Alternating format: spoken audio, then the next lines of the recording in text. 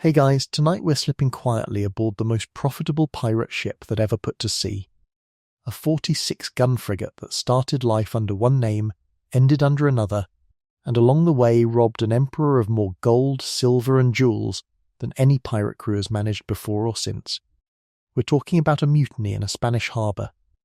A mismatched fleet of 6 ships hiding at the mouth of the Red Sea, and one long September day in 1695 when a vessel called the Fancy caught up with the richest ship in the Mughal Empire and changed the lives of more than 1,000 people in a single afternoon. Welcome to the Pirate Round, the loosely organised, wildly dangerous trade route that ran from the Bahamas to the Arabian Sea, where a handful of unpaid sailors with nothing left to lose decided that the safest way to get rich was to rob the richest man on earth. Before we get there, get yourself settled in. Dim the lights if you can, and if you'd like a little ambience, let a fan hum low in the background, the same steady drone the men aboard the Fancy would have called wind-filling canvas. Or maybe just picture the slow creak of old timber working against a swell, salty and low, the sound of a ship breathing. You're warm right now, tucked in wherever you happen to be listening from. That won't be true of nearly anyone in tonight's story. Not for very long. So get comfortable, let your eyes close whenever they're ready, and let's ease into tonight's journey together. On the night of May 7th, 1694, the harbour at Acrua, on the wind-scoured northern coast of Spain, was doing what it had done for 8 straight months. Nothing. 3 English ships sat at anchor in the dark, their sails furled, their crews unpaid, their captains waiting on paperwork that was never going to arrive. Aboard one of them, a 46-gun frigate called the Charles II, the ship's captain lay in his cabin, sick or drunk, or both, depending on which account you believe, and entirely unaware that his first mate had spent the last several days quietly turning the crew against him. That first mate's name was Henry Every. By morning, the Charles II would have a new name, a new captain, and a new purpose, and nothing about the balance of power on the high seas would ever quite look the same again. It's worth sitting with that image for a moment, because almost nothing about it looks like the start of history's most lucrative pirate raid. There's no battle, no cannon fire, no skull and crossbones unfurling dramatically in the moonlight. Just a sick man in a cabin, a harbour full of debt, and 25 sailors deciding they'd rather break the law than starve waiting for lawyers in Madrid to finish their paperwork. This is the story of the Fancy, the ship that turned an unpaid first mate into the most wanted man in the world, and it starts, like a surprising number of history's great catastrophes, with a payroll problem. Henry Every himself is a frustratingly thin figure in the historical record, at least before 1694. He was born, according to the parish register of Newton Ferrers in Devon, on August 20th, 1659, the son of a merchant seaman. Beyond that, the record goes quiet for decades, picking up only in scattered fragments, a stint in the Royal Navy, possibly service aboard slave ships trading out of West Africa, a reputation among the men who later testified against him as unusually persuasive, unusually calm, and unusually good at reading exactly what a desperate man needed to hear. Whatever he did in those missing years, by 1693 he had made his way onto a merchant venture that would put him, for the first time, in a position to do something about the men above him. That venture had a grand name and a shaky foundation. It was called the Spanish Expedition Shipping Enterprise, the brainchild of a wealthy and well-connected Member of Parliament named James Houblon. The pitch was straightforward enough on paper. Spain was at war with France, and Spain's own navy was stretched thin.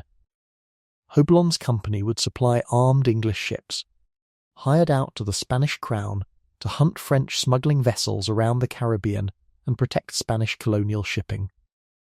The sailors who signed on were promised good wages, support for their families back home while they were away, and, if the ships were formally converted into privateers under a Spanish letter of marque, a share of whatever they captured. For a working sailor in the 1690s, that was about as good a deal as the labour market offered. 3 ships took part, the Charles II, named for the reigning king of Spain, along with 2 sister vessels, the James and the Dove. Every signed aboard the Charles II, and within months had worked his way up to first mate. The expedition left England in August of 1693, bound for the northern Spanish port of Acurua, a journey that should have taken roughly 2 weeks. It took 5 months instead, and nobody involved ever fully explained why. By the time the ships limped into harbour, whatever momentum the venture had was already gone, and the real trouble was only beginning. Here's the thing about a bureaucracy in 1694. It moved even slower than a becalmed ship, and it had no particular urgency about the well-being of foreign sailors sitting idle in a Spanish port. The letters of marque that would have legally converted the English ships into Spanish privateers, and the promised advance pay that came with them, were supposed to arrive from Madrid. They never did. Weeks became months. The ships sat at anchor, their crews growing hungrier and angrier by the day, while the investors back in London, worried that paying the men in advance would only give them reason to desert, refused to release a single shilling of the wages they were owed. By the spring of 1694, the sailors of the Charles II had gone unpaid for roughly 6 months. Some of them had begun to whisper a darker theory that they hadn't been hired at all, but sold, quietly signed over to the Spanish crown as forced labour, with nobody back in London ever intending to bring them home. That fear, true or not, is what made the mutiny possible. A crew that believes it's merely unlucky will usually wait for its luck to change. A crew that believes it's been betrayed will not. By early May, the senior officers of the little fleet were writing increasingly desperate letters to England, demanding the men's back pay before the ships could even attempt to sail. On May 6th, several sailors confronted the Spanish admiral overseeing the expedition, demanding answers that never came. That confrontation, historians believe, is the moment the mutiny stopped being a grievance and started being a plan. And Henry Every, first mate, Devon-born, unusually persuasive, was exactly the man in the right position to lead it. Over the following day, Every moved quietly from ship to ship in the harbour, testing loyalties, one conversation at a time. He wasn't recruiting strangers. He was recruiting men he'd sailed with for months, men who trusted him precisely because he wasn't an officer born to privilege, a detail that mattered enormously to sailors who'd spent their whole careers being ordered around by men who'd never missed a meal in their lives. According to testimony given later by men who turned King's evidence against him, Every's pitch was simple and direct: come aboard with him, and he would carry them somewhere they could make real money. Not eventually. Not once the paperwork cleared. Now, by the night of May 7th, roughly 25 men aboard the Charles II were ready to move, with more waiting on the James for a signal.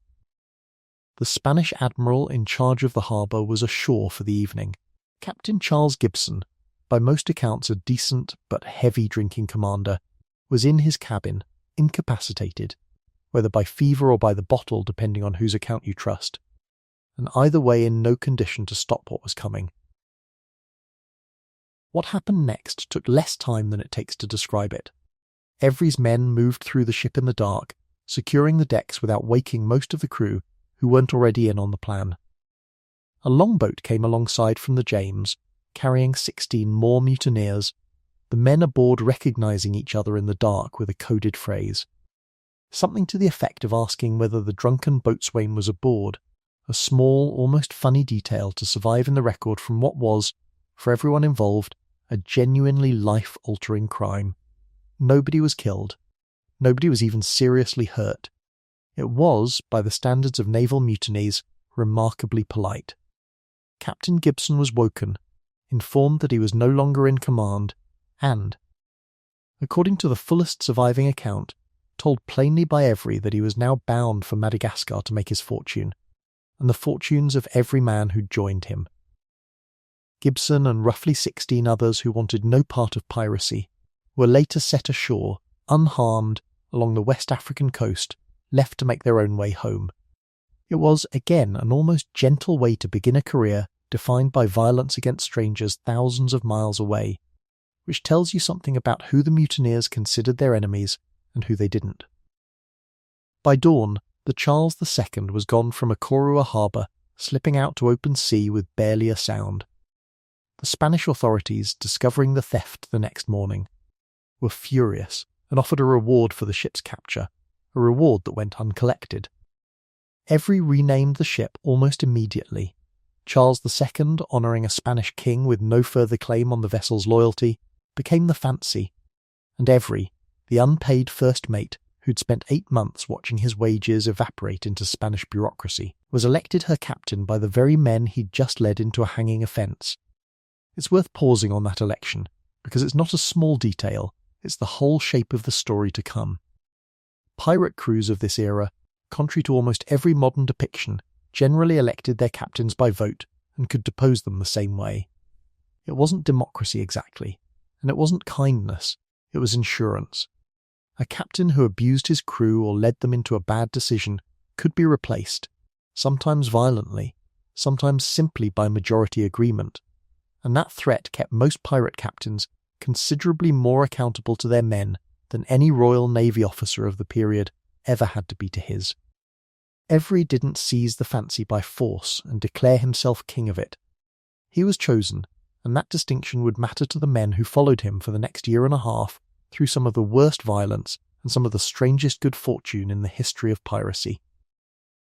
Before every set course south, he reportedly left behind a note, addressed to any English or Dutch captain who might later come across the Fancy at sea, explaining who he now was and what he intended.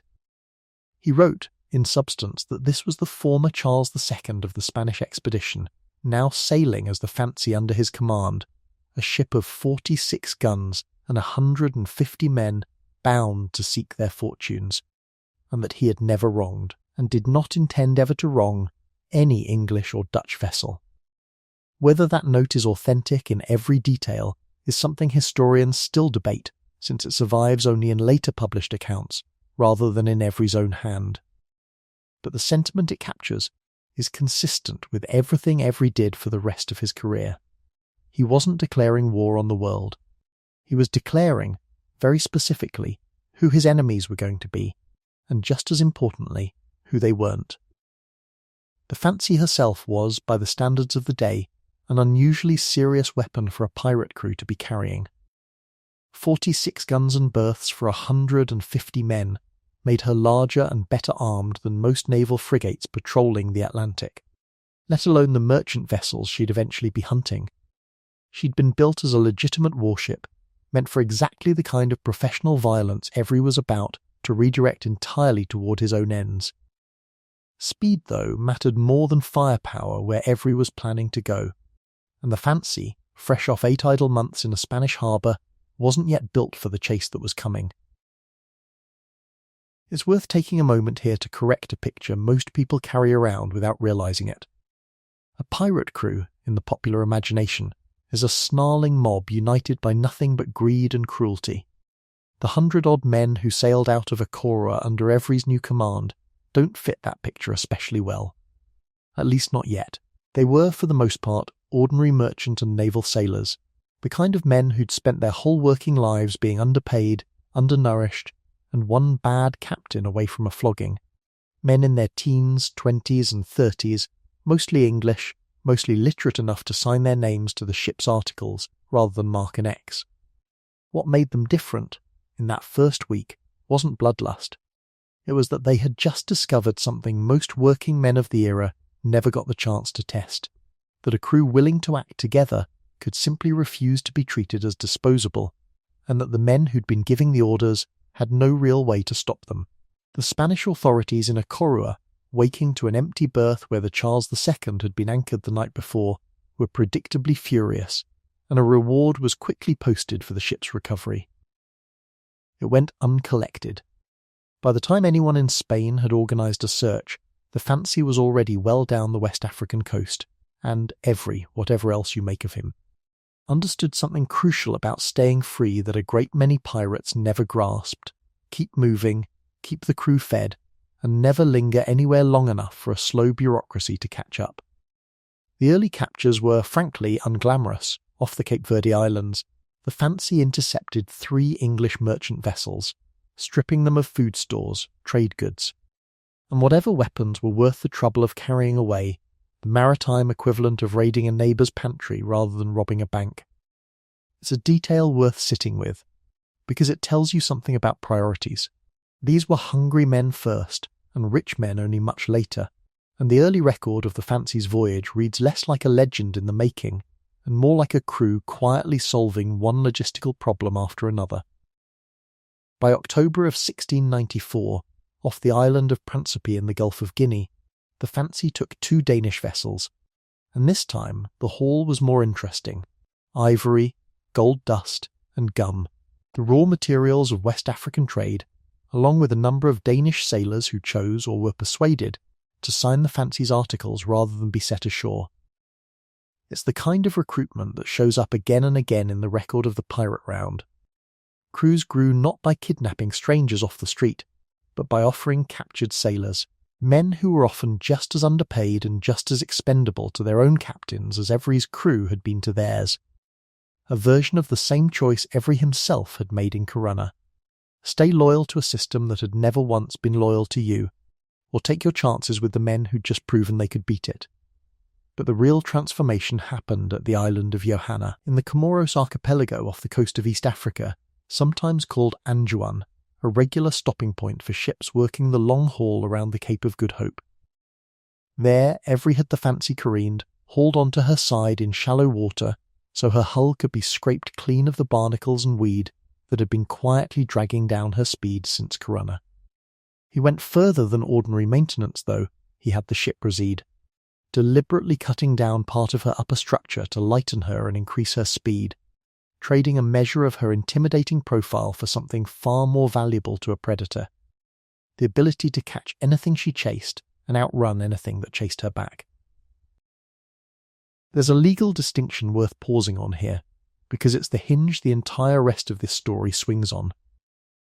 Up until this point, a sympathetic lawyer might have argued that Every and his crew were merely mutineers, guilty of stealing a ship, but not yet pirates in the full legal sense, since none of what they'd taken so far belonged to England or her allies. Once the Fancy sailed out of Johanna fully refitted, that argument stopped holding water. Every wasn't sailing under any nation's commission anymore. He had no letter of marque, no legal cover, no government anywhere on earth that would claim him if he was caught. Under the law of nations as it existed in 1694, that made every ship he now attacked, regardless of flag, fair game, and made every man aboard the Fancy, regardless of what he'd been promised in Corunna, a pirate in the strictest sense of the word, hostis humani generis, an enemy of all mankind, a phrase English courts had been using for pirates since the previous century, and one that carried a single, uncomplicated sentence attached to it. Every man aboard the Fancy knew, by the time she left the Comoros, exactly what he'd signed up for, and exactly what waited for him if it went wrong. And yet here's the thing that made men keep signing on anyway. At Principe, at Johanna, and later at Madagascar and beyond, the ship's articles. Every, like most successful pirate captains of the era, governed the Fancy not by decree, but by a written contract the crew themselves had a hand in shaping, a set of rules covering everything from the division of plunder to compensation for injury, voted on and agreed to by the men who'd have to live under them. The exact wording of the Fancy's articles hasn't survived, unlike the articles of some later pirate captains, which were recorded in enough detail that historians can quote them directly. But the broad shape of the system is well documented across the pirate round and the Golden Age that followed it, and Every's crew, all the evidence suggests, operated under something close to the standard version, an equal or near equal share of any plunder for ordinary crew, a larger share, but rarely more than double or triple, for the captain and quartermaster, and a fixed schedule of compensation for a man who lost an eye, a hand or a leg in the taking of a prize, paid out of the plunder before anyone else's share was calculated. It's a strange thing to say about a ship built on an act of theft, but the Fancy, in this one specific way, offered her crew something closer to fairness than almost any legitimate vessel of the period could. A wounded sailor aboard a Royal Navy warship in 1694 might be discharged with nothing but a scar and a prayer. A wounded sailor aboard the Fancy had a number attached to his suffering, and a crew of men who'd voted to guarantee he'd be paid it. That system, more than any cannon in her hold, is what made the Fancy dangerous in the long run, because it meant every could ask his men to take enormous risks and trust that the reward, if it came, would actually reach their pockets. Madagascar, when the Fancy finally reached it, was less a destination than a proof of concept, an island where English law had no reach, where 100 different pirate crews came and went freely, trading news, provisions, and occasionally recruits, and where a captain with a fast ship and a hungry crew could sit and wait for word of exactly the kind of prize that made the difference between a working sailor's life and a rich man's. Word, when it came, would point toward the mouth of the Red Sea, toward a strait scarcely wider than a large river, and toward a convoy of ships nobody in Europe had ever successfully robbed before.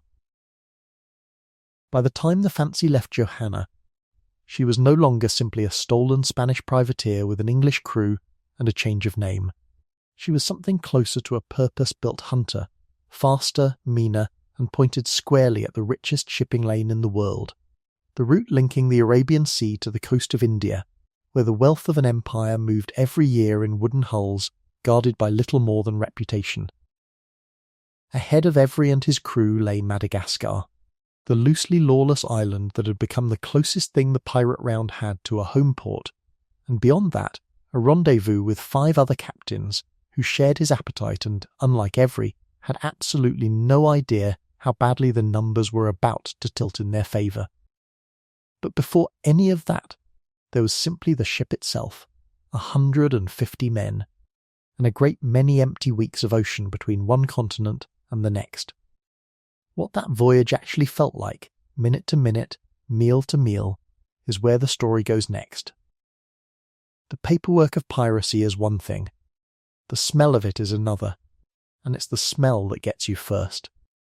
You've been aboard the Fancy 3 days now, and the thing nobody warned you about isn't the danger.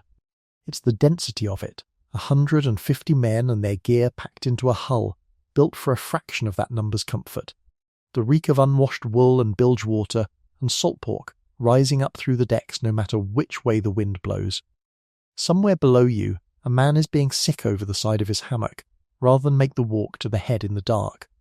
Somewhere above you, another man is laughing at something you can't hear, the sound carrying strange and flat across open water. You signed the articles 2 days ago, your own name or your mark scratched into a page that 100 other men had already signed before you, and it occurs to you, lying in a hammock that isn't yours and won't ever quite feel like yours, that you have just agreed to hang if any of this goes wrong. Nobody mentions that part out loud. Everyone knows it anyway. The man in the hammock next to yours is called Robert Fenn, 17 years old by his own account, though he looks younger, a former powder monkey off a naval sloop who slipped ashore at Principe rather than sail one more voyage under a lieutenant who beat him for sport.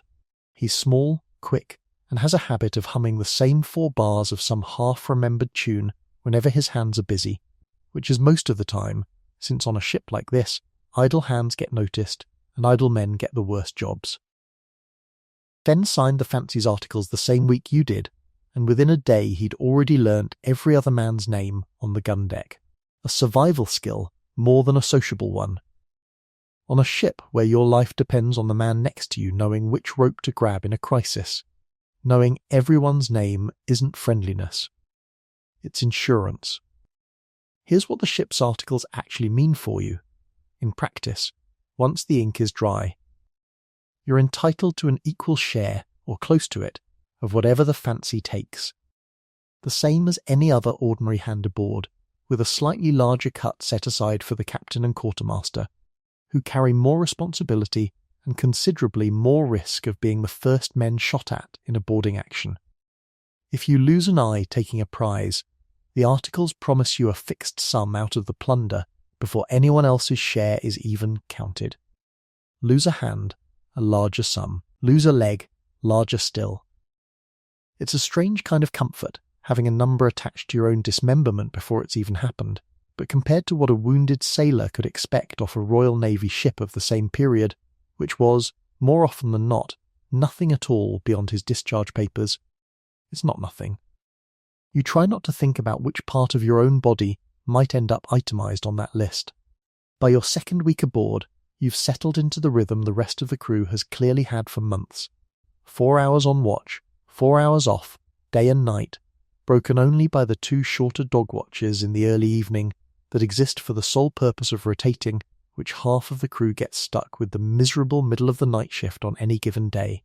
The bad news is that nobody aboard the Fancy is getting a full night's sleep ever for as long as the voyage lasts. The good news, if you can call it that, is that everyone else is exhausted right alongside you, which somehow makes it easier to bear. 3 weeks out of Corunna, you get your first real taste of the diet that's going to define the next year and a half of your life, and it's worse than you expected, which is saying something, because you'd already lowered your expectations considerably. Salt beef boiled until it's more rubber than meat, served alongside ship's biscuit that has to be tapped against the table before you eat it, not out of habit, but to knock loose the weevils living inside. Fen, who's clearly done this before, tells you the trick is not to look too closely at what falls out. Here's the thing, a modern grocery store would refuse to sell you food in this condition, and yet this same diet, monotonous and half-spoiled as it is, was actually a marginal improvement over what many of you ate in the merchant service you came from, since a pirate ship, flush with stolen provisions from every prize she takes, tends to eat considerably better than an honest one running on a tight-fisted owner's budget. Congratulations, you've joined a criminal enterprise, and the food got slightly better. 6 weeks out, somewhere off the West African coast, you watch the Fancy take her first prize since you came aboard. An English merchantman relieved of her food stores, and whatever trade goods are worth the trouble of carrying across. It's almost disappointingly businesslike. No boarding action, no swordplay. Just the Fancy's 46 guns run out and visible, and a merchant captain, with more sense than pride, deciding that his cargo isn't worth his crew's lives. You help carry sacks of flour and casks of wine across in the ship's boat, and Fen, beside you, hums his 4 bars the entire time, like it's simply another chore. For him, maybe it is. By the time the Fancy rounds the Cape of Good Hope, months into the voyage, you've learned what the older hands already knew, that the worst enemy most of you will face isn't a Muggle cannon or a naval patrol, it's your own body, slowly failing on a diet with no fresh fruit and no vegetables for weeks at a stretch. 2 men on the lower deck have gums gone soft and grey, teeth loosening in their sockets, the unmistakable creeping arrival of scurvy, a disease nobody aboard fully understands the cause of, though everyone has a theory, most of them wrong. What happens after you die at sea, the good news, and this is genuinely good news by the standards of the era, is that you don't. Every, whatever his failings, keeps a closer eye on provisioning than most naval captains bother to, and a stop is made, sooner rather than later, to take on citrus and fresh water at the first friendly port along the way. It won't save every man aboard from every ailment the voyage throws at him, but it buys you time, and on a ship like this, time is worth more than gold you haven't taken yet. What happens below decks after the lamps are doused is a different matter, and it's not one this chapter is quite ready to get into. Card games run late into the night on a ship where gambling is technically against most cruise articles and universally ignored in practice, small debts accumulating between men who'll be relying on each other's judgment within the year in ways that have nothing to do with cards. But that's a story for later. For now, there's still an ocean between you and Madagascar, and an ocean, it turns out, has its own rules. Superstition aboard the Fancy runs thick and specific, the kind of detail that survives in sailors' testimony precisely because it was so ordinary nobody thought to leave it out. Whistling on deck is forbidden, said to summon a wind stronger than anyone wants. A man who dreams of a woman the night before a battle is watched a little more closely the next day, half out of concern and half out of the belief that such dreams are a kind of omen nobody wants confirmed. Fen, for his part, refuses to say the word drowned out loud, substituting some clumsy euphemism every time the subject comes up, a habit the older hands find funny and never once mock him for, which tells you something about how seriously the rest of the crew takes its own superstitions, even while laughing at his. By the time you reach Johanna in the Comoros, roughly 5 months out from Corunna, the Fancy is hauled onto her side for careening, and this is where you earn the calices that will mark you as a sailor for the rest of your life, if you live long enough to have one. Every hand aboard not on watch is put to work scraping barnacles and rotted weed from the exposed hull, a job that is exactly as unglamorous as it sounds.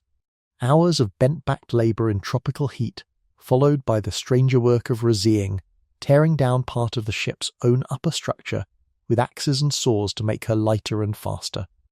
Fen, small enough to squeeze into gaps the bigger men can't reach, spends 2 full days wedged into the ship's bilges, passing tools up to men working above him, and comes out of it with a gash along his forearm from a dropped chisel, deep enough to need stitching, shallow enough that the ship's surgeon, working by lamplight with a needle that's seen better decades, pronounces him fit to return to work within the week. Nobody makes a fuss about it.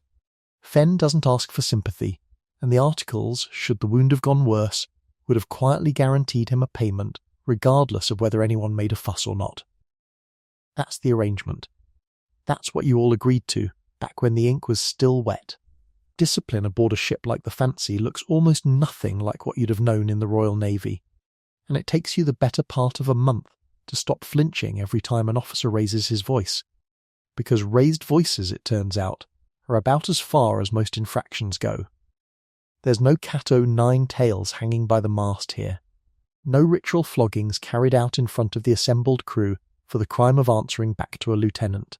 The articles you signed cover specific offences, and they cover them with a bluntness that would be almost funny if the penalties weren't so severe. Theft from a fellow crewman is punished harshly, sometimes by marooning the thief on the nearest scrap of land with nothing but a knife and a bottle of water, because a man who'll steal from his own shipmates is a man nobody can trust at their back in a fight. Striking another crew member in anger outside of a sanctioned duel carries its own penalty. Cowardice in battle, worse still. But the everyday friction of shipboard life, a sharp word, a slow hand at the capstan, a grudge nursed too long, gets settled the way it would among equals, which, on paper at least, is what you now technically are. It's a strange kind of freedom, being feared for what you might do rather than beaten for what you already did, and it takes longer to trust than it does to understand. You get your first real look at that equality in practice about 2 months out from Corunna, when a dispute breaks out over the handling of one of the Fancy's boats during a squall. A disagreement serious enough that it eventually comes before the whole crew, rather than being settled quietly between the men involved. What happens next surprises you. Even though the older hands treat it as utterly routine, the matter is put to a vote. Not a suggestion, not a formality rubber stamping whatever the captain already decided. An actual show of hands, weighed and counted, with every's own opinion carrying no more formal authority than anyone else's, though naturally it carries more informal weight, the way any respected man's opinion does among people who trust his judgment. You think, watching this, of every ship you served on before this one, where a dispute like this would have ended with someone in irons and no vote taken at all. It's not democracy exactly. Nobody aboard the Fancy would have used that word, and the whole system exists to keep men fighting effectively together, not to make anyone's life gentler. But it is undeniably a version of consent that the honest merchant service you left behind never once offered you. That's not to say life aboard is fair in any sense a modern listener would recognise. Here's what nobody tells you before you sign. Roughly a third of the men aboard the Fancy by this point in the voyage didn't exactly choose to be here in the way you did. Some are Danish sailors taken off the prizes near Principe, offered the same blunt choice every captured crew is offered. Sign the articles and share the risk and the reward, or be put ashore with nothing and take your chances finding your own way home from a coastline that doesn't especially want you. Most sign. It isn't hard to understand why. A forced man and a willing man do the same work, eat the same weevil-riddled biscuit, and draw the same equal share when the plunder is finally divided. And after a few months, the distinction between the two starts to matter less than it probably should. A pirate crew isn't a family, whatever the songs and the later legends would have you believe. It's closer to a floating union with an unusually strict entrance fee, and Fenn, for one, has stopped asking any of the Danish hands how they ended up here. Nobody does, after a while. The articles don't care how you arrived, they only care whether you'll hold up your end once you're in. Here's the thing about a storm at sea that no amount of warning quite prepares you for. It isn't loud in the way you expect. It's loud everywhere at once, the wind screaming through rigging that suddenly seems flimsier than you'd ever noticed, the hull groaning like something alive and in pain, and underneath all of it, men shouting orders that the wind tears apart before they reach you. 4 months out from Corunna, somewhere in the deep Atlantic swells south of the Cape Verde Islands, the Fancy runs into weather bad enough that Every himself spends the better part of 2 days on deck rather than in his cabin. A detail the older hands note with more alarm than any amount of shouting could have conveyed. You spend those 2 days doing exactly what you're told, hauling on ropes until your palms split open, bailing water that keeps finding new ways into the hold no matter how many times you think you've sealed the leak. Then, soaked through and shaking with cold despite the tropical latitude, doesn't hum his 4 bars once during the entire ordeal, and its absence is somehow more unsettling than the storm itself. When the weather finally breaks, nobody celebrates. You're all simply too tired, and there's a dead man to deal with. A topman named Aldous who lost his grip on the mainmast rigging somewhere in the worst of it, and was never seen in the water at all. His share, what little of it exists this early in the voyage, is divided among the rest of you according to the articles, a small, awkward inheritance nobody wanted, and everyone quietly needed. Below decks after the lamps are doused, the thing this chapter promised to come back to eventually, turns out to be less dramatic and more human than you expected. Card games, mostly, played by the dim orange light of a shielded lantern, using coins from a dozen different nations pulled together into stakes nobody quite trusts to be fair. Fenn is terrible at cards and knows it, losing small sums to the same 3 men with a cheerful resignation that suggests he views the losses as a kind of membership fee rather than a real financial setback. Other nights it's quieter, a Welshman named Prosser reading aloud from the one battered book anyone aboard owns, a psalter missing its back cover, not out of any great piety but because the sound of a familiar voice reading familiar words is, for men this far from anything resembling home, its own kind of medicine. You learn, in these hours, more about the 150 strangers you're now bound to than you learnt in your entire life aboard honest ships, where a sailor's private grief was his own business and nobody else's concern. Here, on a ship where everyone's survival depends on everyone else's steadiness, grief gets shared whether you want it to or not. Word reaches the Fancy of Madagascar's reputation well before the island itself comes into view, carried ship to ship the way news always travels at sea, slower than you'd like and more reliable than you'd expect. Sailors who've been there before describe it in terms that sound, frankly, too good to be entirely true. A lawless coastline where 100 different pirate crews come and go without fear of arrest. Where provisions can be had for a fair price from local traders who've learnt there's good money in staying neutral, and where news of the richest prizes anywhere in the world tends to arrive first, before it reaches London, before it reaches anywhere that might actually stop a man from going after it. You don't entirely believe the stories. Sailors exaggerate the way weather exaggerates a coastline, everything a little larger and a little more dramatic in the telling than it turns out to be up close. But Fenn believes every word of it, hums his 4 bars a little louder than usual the closer the Fancy gets, and for the first time since Corunna, you catch yourself hoping the stories are true. By your count, and it's a rough one, since nobody aboard keeps an official tally, you've now been at sea, on and off, for the better part of 11 months, longer than some of you have ever gone without setting foot on solid ground that wasn't a careening beach. Your hands don't look like your own hands anymore, the skin gone thick and cracked in a dozen places. and your appetite for salt beef and weevil biscuit has settled into something closer to numb tolerance than actual hunger. None of that, oddly, feels like the hardest part. The hardest part is the waiting, the not knowing whether the fortune everyone keeps promising each other is real, or just a story sailors tell to make the weevils easier to swallow. Madagascar, when it finally rises out of the haze on the horizon, doesn't answer that question. It just changes the shape of the waiting. Within a year of signing the articles, the Fancy you first came aboard, sluggish and half-fouled from her long idle months in Spain, no longer exists. What replaces her is faster, meaner, and stripped down to exactly what a predator needs, and nothing more. And the crew aboard her has undergone something close to the same transformation. The men who once flinched at the word pirate now use it about themselves without much hesitation. Madagascar lies ahead, and with it, word of a rendezvous that will turn a single fast ship into something considerably more dangerous. An entire fleet, hunting the same prize at the same time, in the same narrow stretch of water where an empire's wealth has to pass whether it wants to or not.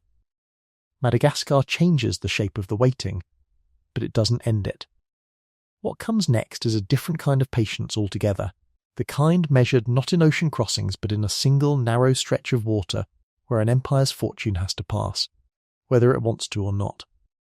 In August of 1695, 6 ships lay at anchor near the mouth of the Red Sea, close by a scrap of volcanic rock called Perim Island, where the water narrows to barely 16 miles across at the Bab el-Mandeb Strait, the gate between the Red Sea and the Arabian Sea beyond it. From the deck of any one of those 6 ships, a lookout could, on a clear day, see land on both sides at once. Africa to the west, Arabia to the east, and directly ahead of them, the only channel wide enough and deep enough for the largest merchant vessels in the world to pass through. Every ship bound from the spice ports of the Red Sea toward India, and every ship bound the other way, had no real choice but to sail through this exact gap of water. It made the strait one of the most valuable pieces of ocean real estate on the planet, and on that August morning it belonged for all practical purposes to 6 pirate captains and roughly 440 armed men who had absolutely no legal right to be there. This is the story of the Pirate Round, the loose, informal system that made a moment like this possible, and it's worth understanding the system before getting to the men who exploited it. Because the men were, in a real sense, just passengers riding a much larger set of forces they didn't create and barely understood. By the 1690s, the Mughal Empire, under its aging emperor Aurangzeb, controlled more wealth and more territory than almost any state on earth, its ports along India's western coast handling a volume of trade that dwarfed anything moving through London or Amsterdam. Every year, thousands of Muslim pilgrims from across the empire made the Hajj to Mecca, travelling aboard a fleet of Mughal ships that sailed from the port of Surat to the Red Sea and back. Ships that, because they carried wealthy merchants and pilgrims alongside the ordinary business of trade, tended to carry staggering quantities of gold, silver and jewels as a simple side effect of who was aboard.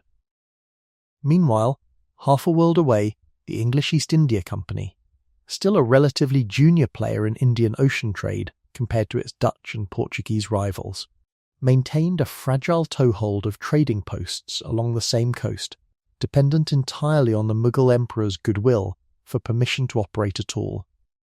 Into the gap between an empire too vast to police its own coastline and a trading company too weak to enforce order on the open ocean, pirates simply walked, or rather sailed, and found almost nobody standing in their way. Madagascar sat at the western hinge of this entire system, close enough to the Indian Ocean trade routes to make raiding practical, and far enough from any European government's actual authority to make arrest a remote and largely theoretical risk. By the time the Fancy reached the island, it functioned less like a single settlement than a loose confederation of pirate anchorages scattered along the coast, where captains traded information as freely as they traded rum, and where a newly arrived crew could learn within days exactly which prizes were worth chasing and which captains were worth sailing alongside. Local Malagasy communities along this coast had, by the 1690s, developed their own careful accommodation with the pirate traffic passing through, trading provisions and information for goods and coin. A working relationship shaped far more by mutual convenience than by any of the 6 captains, in this story, ever bothering to record from the perspective of the people whose coastline they were actually using. Among the men Every found at Madagascar, one name carried more weight than any other: Thomas Tew, a Rhode Island-born privateer in his mid-50s, who had, 2 years earlier, pulled off a raid so lucrative it had single-handedly convinced a small army of sailors across the Atlantic world that the Red Sea was the place to make a fortune.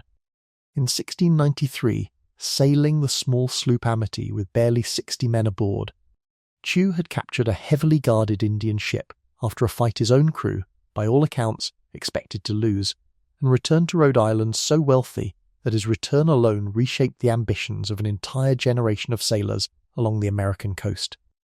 Tew wasn't merely famous. He was, in the specific economy of the pirate round, something closer to proof of concept, a living demonstration that the math actually worked, that a captain with nerve and a fast ship really could out-earn in a single afternoon what an honest sailor might make in 20 years of honest work.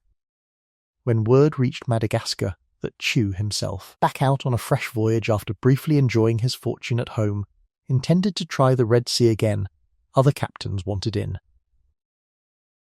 5 of them joined him and Every that August, Richard Want, commanding the small brigantine Dolphin, Joseph Faro aboard the Portsmouth Adventure, Thomas Wake on the bark Susanna, William May captaining the Pearl, and Every himself aboard the Fancy, the largest and most heavily armed vessel of the 6 by a considerable margin, 46 guns against ships that mostly carried a fraction of that firepower. Tew's 1693 raid is worth a moment of its own, since it's the single piece of evidence that made everything at Perim Island seem plausible rather than reckless. Sailing under a legitimate letter of marque that technically authorised him only to raid French shipping near the Gambia, Tew had instead persuaded his 60-man crew, by open vote, to abandon that assignment entirely and try the Red Sea instead, a decision so far outside his actual orders that it amounted to piracy the moment the crew agreed to it. What followed was, by the standards of the era, a genuinely improbable success. A single richly laden Indian vessel captured after a fight Tew's own men later described as far closer than they'd expected, given they were outnumbered by the ship's garrison several times over. The prize, when finally divided, reportedly came to something in the range of £1,200 for every ordinary crewman, an amount that would have taken most of those men 2 full decades of honest wages to accumulate, paid out in a single afternoon. Tew sailed home to Rhode Island a wealthy man, openly, without concealment, dining with the colony's governor and becoming, almost overnight, the walking argument for exactly the kind of venture that had assembled at Perim Island 2 years later. Every man aboard those 6 ships had heard some version of Tew's story before they ever set eyes on him in person, and more than a few of them had joined the pirate round specifically because of it. It's worth pausing on what happened next, because it tells you something about how these crews actually organised themselves versus how popular imagination tends to picture them. The 6 captains didn't simply agree to sail in loose company and split whatever they found by whatever means seized it first. They formed something closer to a formal flotilla, with a single admiral elected to coordinate the whole force.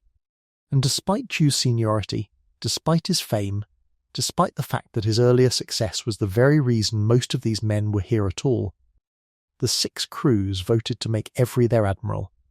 The reasoning wasn't sentimental. It was arithmetic. The Fancy carried more guns than any other 2 ships in the fleet combined, and in a fight against a heavily defended target, firepower mattered more than fame. Tew, by every surviving account, accepted the vote without apparent resentment, a small detail that says something about how seriously these captains took their own system of consent, imperfect and self-interested as it was. A man who'd earned the kind of fame Tew had earned, and who nonetheless deferred to a vote he didn't personally win. was demonstrating exactly the kind of behaviour that kept a fragile six-ship alliance from tearing itself apart before it ever reached its target. The target itself, once its identity became clear, was almost absurdly large. The Fatim Mohammed, the escort vessel leading the two ships that had fallen behind the main convoy, was a genuine giant by the standards of the age, a heavily armed trading ship carrying somewhere in the range of 90 guns and hundreds of crew, built to intimidate rather than to fight any serious naval engagement, since nothing in the Arabian Sea had, until this year, ever seriously threatened her.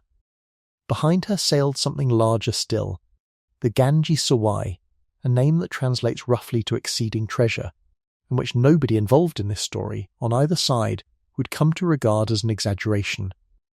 She belonged personally to the Mughal Emperor Aurangzeb, one of the wealthiest individual rulers on the planet at the time, a man whose empire's annual revenue is estimated by some historians to have exceeded that of the entire Kingdom of France.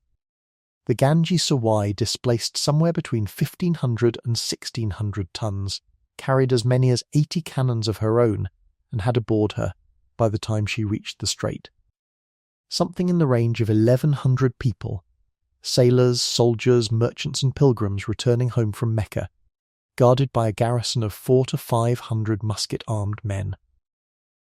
On paper, a fight between this ship and 6 undermanned pirate vessels shouldn't have been close, and if the men aboard either side had known nothing more than the tonnage and gun counts written down on paper, none of them would have given the pirates much of a chance at all.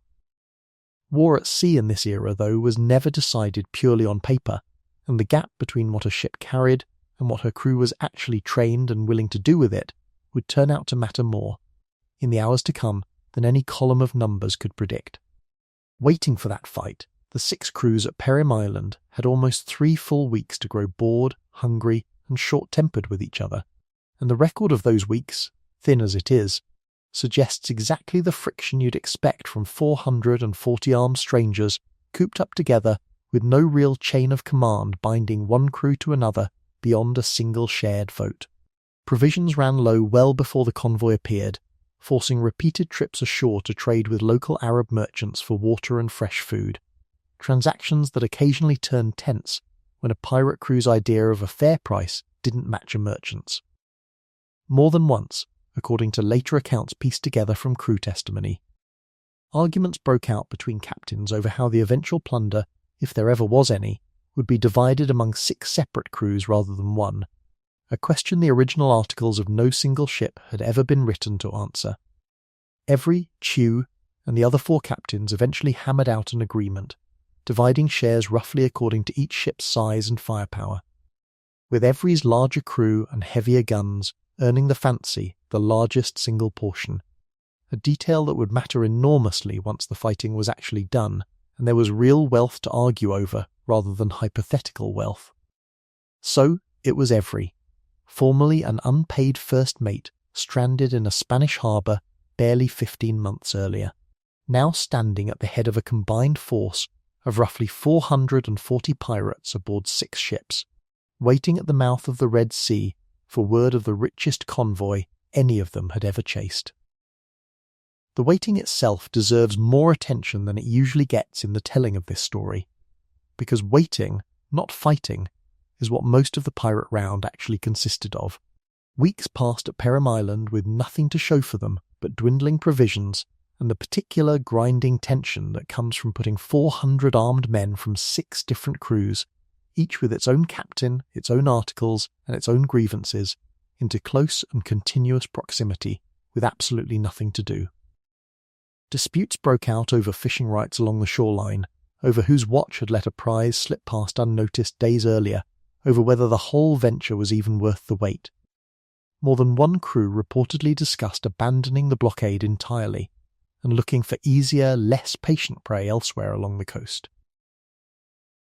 What kept them there was intelligence, arriving the way most useful information arrived in the pirate round, second-hand, unofficial, and passed hand to hand until nobody could quite say where it started. According to testimony later given by a fancy crewman named Philip Middleton, word reached the fleet that 2 exceptionally rich ships bound for Surat were currently sitting in port at Mocha, on the Arabian side of the Red Sea, loading cargo and passengers for the return voyage. It's easy to imagine how a piece of news like that travelled, a local trader mentioning it to a pirate crewman buying provisions ashore, that crewman mentioning it to his own captain, the captain sending word by ship's boat to the other 5 vessels riding at anchor nearby, until within a day or two. All 440 men waiting at Perim Island knew, more or less, what they were waiting for. It wasn't a certainty. It was a rumour with enough specific detail attached to it that 6 independent captains, none of them fools, none of them inclined to wait around for nothing, decided it was worth staying for. Beyond every and Tew, the other 4 captains riding at anchor that August are little more than names and ship tonnages in the surviving record, a reminder of how selective history's memory of piracy actually is. Richard Want's Dolphin and Joseph Faro's Portsmouth adventure were both considerably smaller vessels than the Fancy, likely carrying crews in the range of 60 to 80 men apiece, adequate for harassing merchant shipping but never intended, on their own, to challenge anything the size of the Ganges Sawai. Thomas Wake's Susanna and William May's Pearl round out the flotilla, and beyond their names and their presence at Perim Island, almost nothing personal survives about any of these 4 men. No letters, no depositions. No colourful ballads written in their honour the way there would eventually be for every. It's a useful corrective to keep in mind for the rest of this story. History remembers the Admiral and the legend, not the 4 other captains who took the same risk, commanded the same kind of desperate, hungry crews, and walked away with the same blood on their hands, simply because none of them happened to pull off the single most profitable robbery in the history of their profession. They were right to stay, and nearly too impatient to benefit from it. In early September, the Mughal convoy finally appeared, a genuinely staggering sight from the deck of any of the 6 waiting ships, 25 vessels moving in loose formation through the strait, the largest fleet any of these men had likely ever seen assembled in one place, let alone one they intended to rob.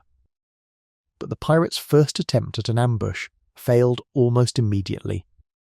Under cover of darkness, the entire Mughal convoy simply slipped past the waiting fleet during the night, whether through skillful navigation, sheer luck, or the pirates' own carelessness. The sources don't agree. And by morning the 25 ships were gone, vanished into open water with a head start that should, by any reasonable calculation, have been enough to save them. It very nearly was. What followed was days of hard, frustrated pursuit. 6 ships of unequal speed trying to run down a convoy that had every incentive in the world to keep running.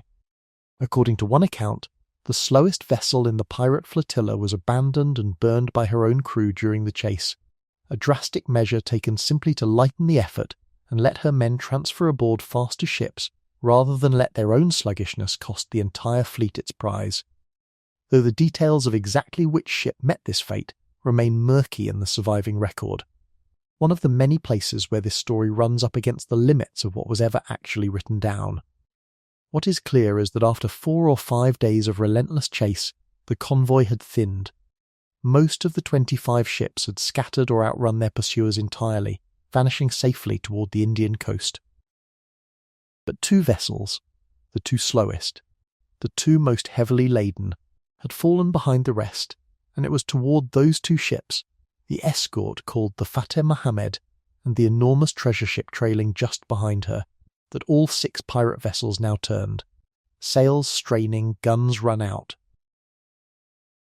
4 or 5 days is a long time to chase a ship you can see, but can't yet reach, long enough for the strange arithmetic of fear to work on a crew in both directions at once.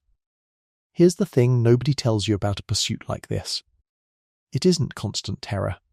It's mostly tedium, hour after hour of watching a set of distant sails neither shrink nor grow by much, broken by sudden bursts of frantic activity whenever the wind shifted and the gap seemed, for a moment, to be closing.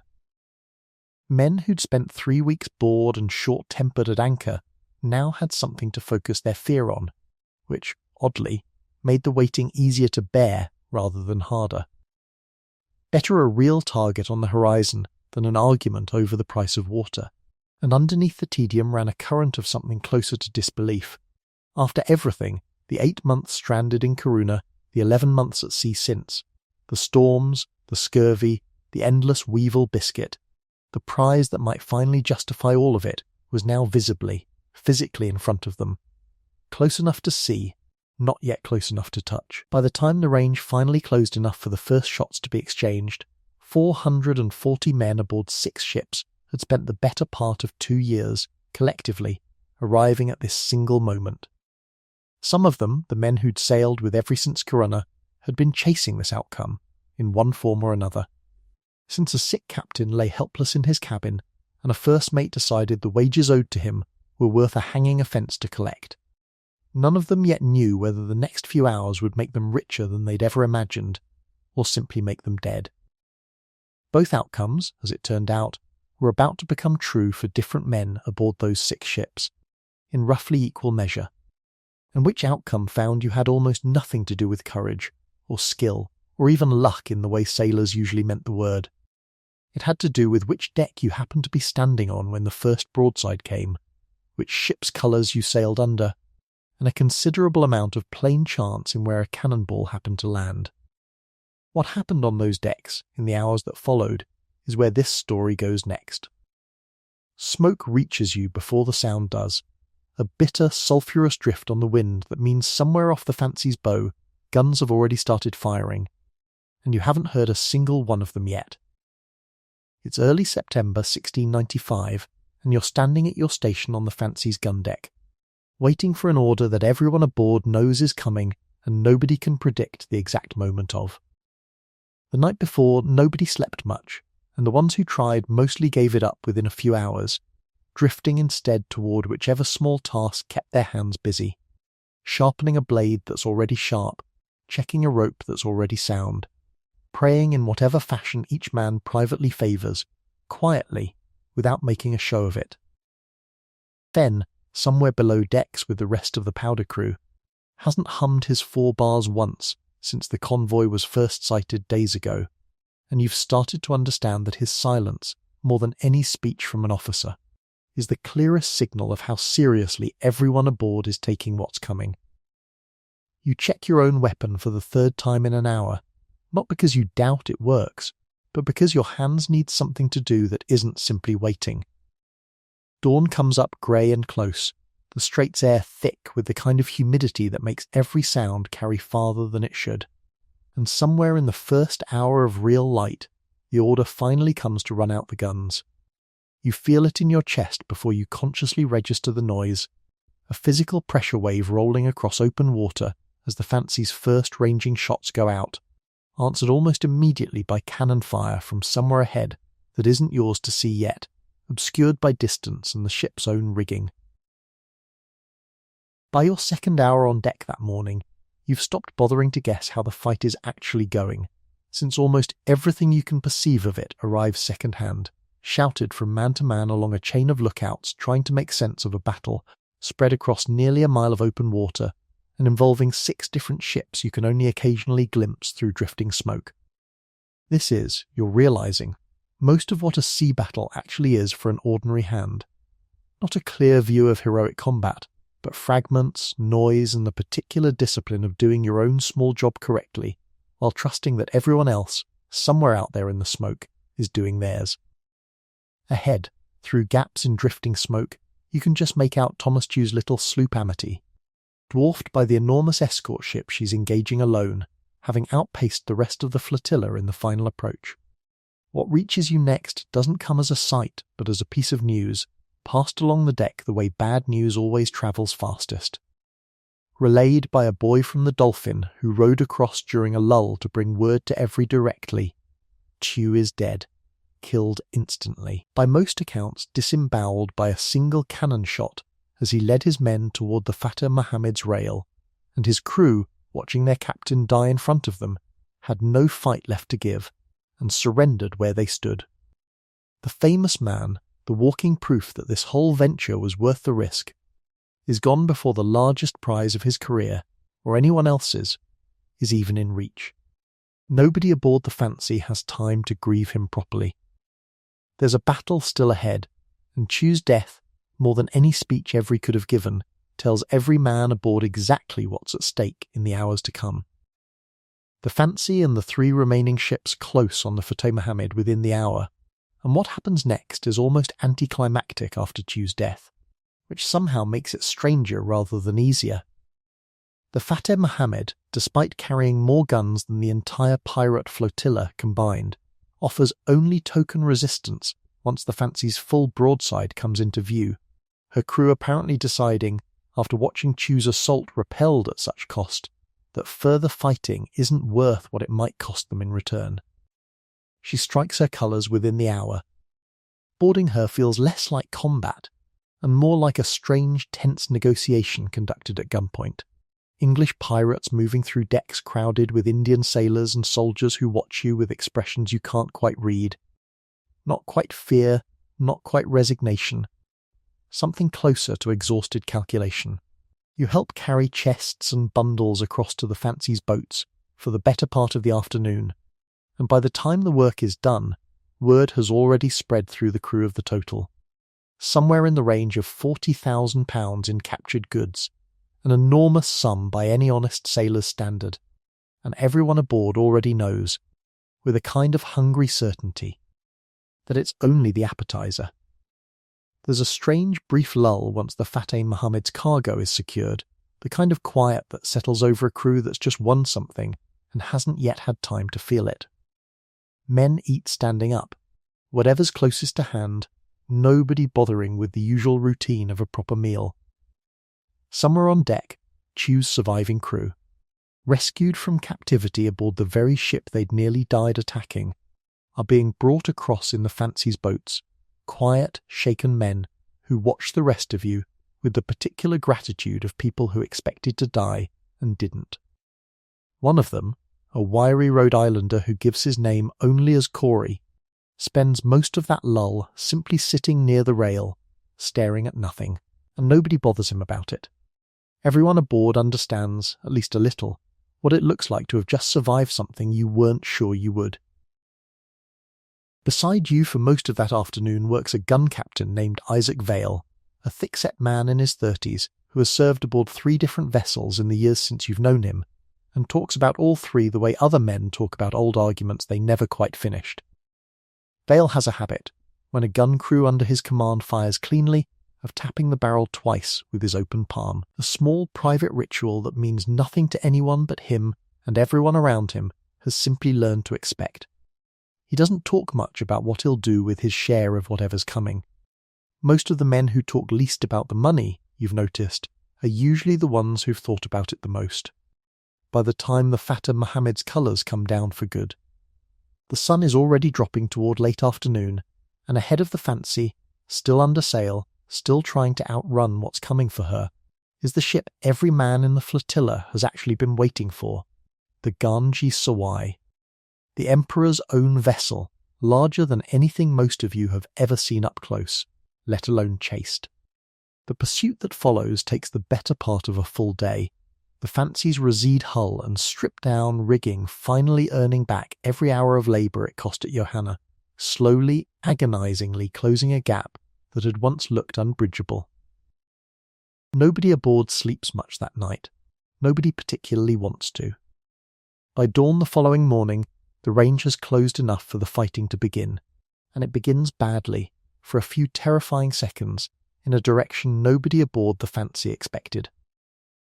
The Ganji Sawai's opening broadside is answered almost immediately by a violent flash and a plume of black smoke from somewhere amidships on the Mughal vessel herself, not English cannon fire, but one of her own guns bursting in its carriage. An all too common hazard of the era's often unreliable ordnance, killing several of her own gunners outright and throwing the rest of her gun crews into instant visible disarray. You watch it happen from across open water, close enough to see men running, too far to make out faces, and for one strange, quiet moment, the whole deck of the Fancy seems to hold its breath together. Every doesn't waste the opening. The Fancy's own broadside comes almost on top of the explosion, aimed not at the Ganji Sawai's hull, but at her rigging, and the shot finds exactly what it's aimed for, her mainmast shattered and falling, taking rigging and sailors down with it, and leaving the largest ship in the fight suddenly, catastrophically unable to maneuver. It's the kind of shotgun crews dream about and almost never actually land, and Vale, beside you, doesn't tap the barrel twice this time. He just stares across the water at what his crew has done, silent, for longer than feels natural. What follows over the next several hours is nothing like the clean, decisive victory the crippled mast seemed to promise. The Ganges Sawai still carries somewhere between 400 and 500 musket-armed soldiers, and a ship that can't sail can still fight. And fight she does, holding off every boarding parties for hours through sheer weight of numbers and desperate close-quarters resistance. You go over the rail sometime past mid-morning, into smoke and noise thick enough that you lose track, almost immediately, of anyone but the man directly beside you. This is not the businesslike surrender of the Fateh Muhammad. This is hand-to-hand fighting in cramped, unfamiliar passageways against men defending their own emperor's ship, and in many cases their own families sheltering somewhere below. Here's the thing nobody warns you about a fight like this. It doesn't feel heroic while it's happening. It feels like noise and confusion, and the specific animal terror of not knowing whether the shape moving toward you in the smoke is friend or enemy until it's almost too late to matter. By your best guess, though nobody aboard is keeping careful time in the middle of it, the fighting on the Ganges Sawai's upper decks runs close to 2 hours before the first real breaks appear in the defenders' line. Small pockets of resistance collapsing one at a time rather than all at once. You lose sight of Vale somewhere in the second hour, and the fear of not knowing where he's ended up sits in your chest alongside everything else you're already trying not to feel. A ship this size has more decks and more hiding places than any vessel you've fought aboard before, and the fighting, as the morning wears on, splits into smaller and smaller engagements, groups of 5 or 6 men on either side stumbling into each other in passageways never designed for combat at all. Twice you hear muskets fire close enough to feel the concussion in your teeth, and twice you keep moving forward anyway, because stopping, in the middle of this, feels more dangerous than continuing. By midday, word starts passing between the fighting parties that the Ganges Sawai's garrison, despite outnumbering the boarders several times over on paper, is beginning to break in earnest small groups laying down their weapons, rather than continue a fight that increasingly looks unwinnable without their mainmast, without organised gun crews. And, as the rumour now spreading among the pirates has it, without their own captain visibly directing them. What happens once resistance finally collapses is quieter than the fighting itself, and in its own way harder to watch, soldiers dropping weapons where they stand, some kneeling, some simply backing away with empty hands raised. The sudden absence of noise, almost as disorienting as the noise itself had been. Isaac Vale takes a musket ball through the hand sometime in the early afternoon, shattering 2 fingers beyond any hope of saving them, and keeps fighting anyway, because stopping, in the middle of a boarding action this contested, is its own kind of danger. It isn't until the fighting finally slows, hours later, that anyone gets a proper look at the wound, and by then the ship's surgeon, exhausted and working through a growing line of injured men, can do little more than remove what's left of the ruined fingers and bind the hand as best he can. You find Vale again in the makeshift surgery set up on the Fancy's own deck once the fighting has mostly stopped, a grim, businesslike scene lit by whatever lanterns can be spared, the surgeon and his assistant moving from man to man with a speed that has less to do with skill than with sheer volume of need. The line ahead of Vale includes men with wounds considerably worse than his.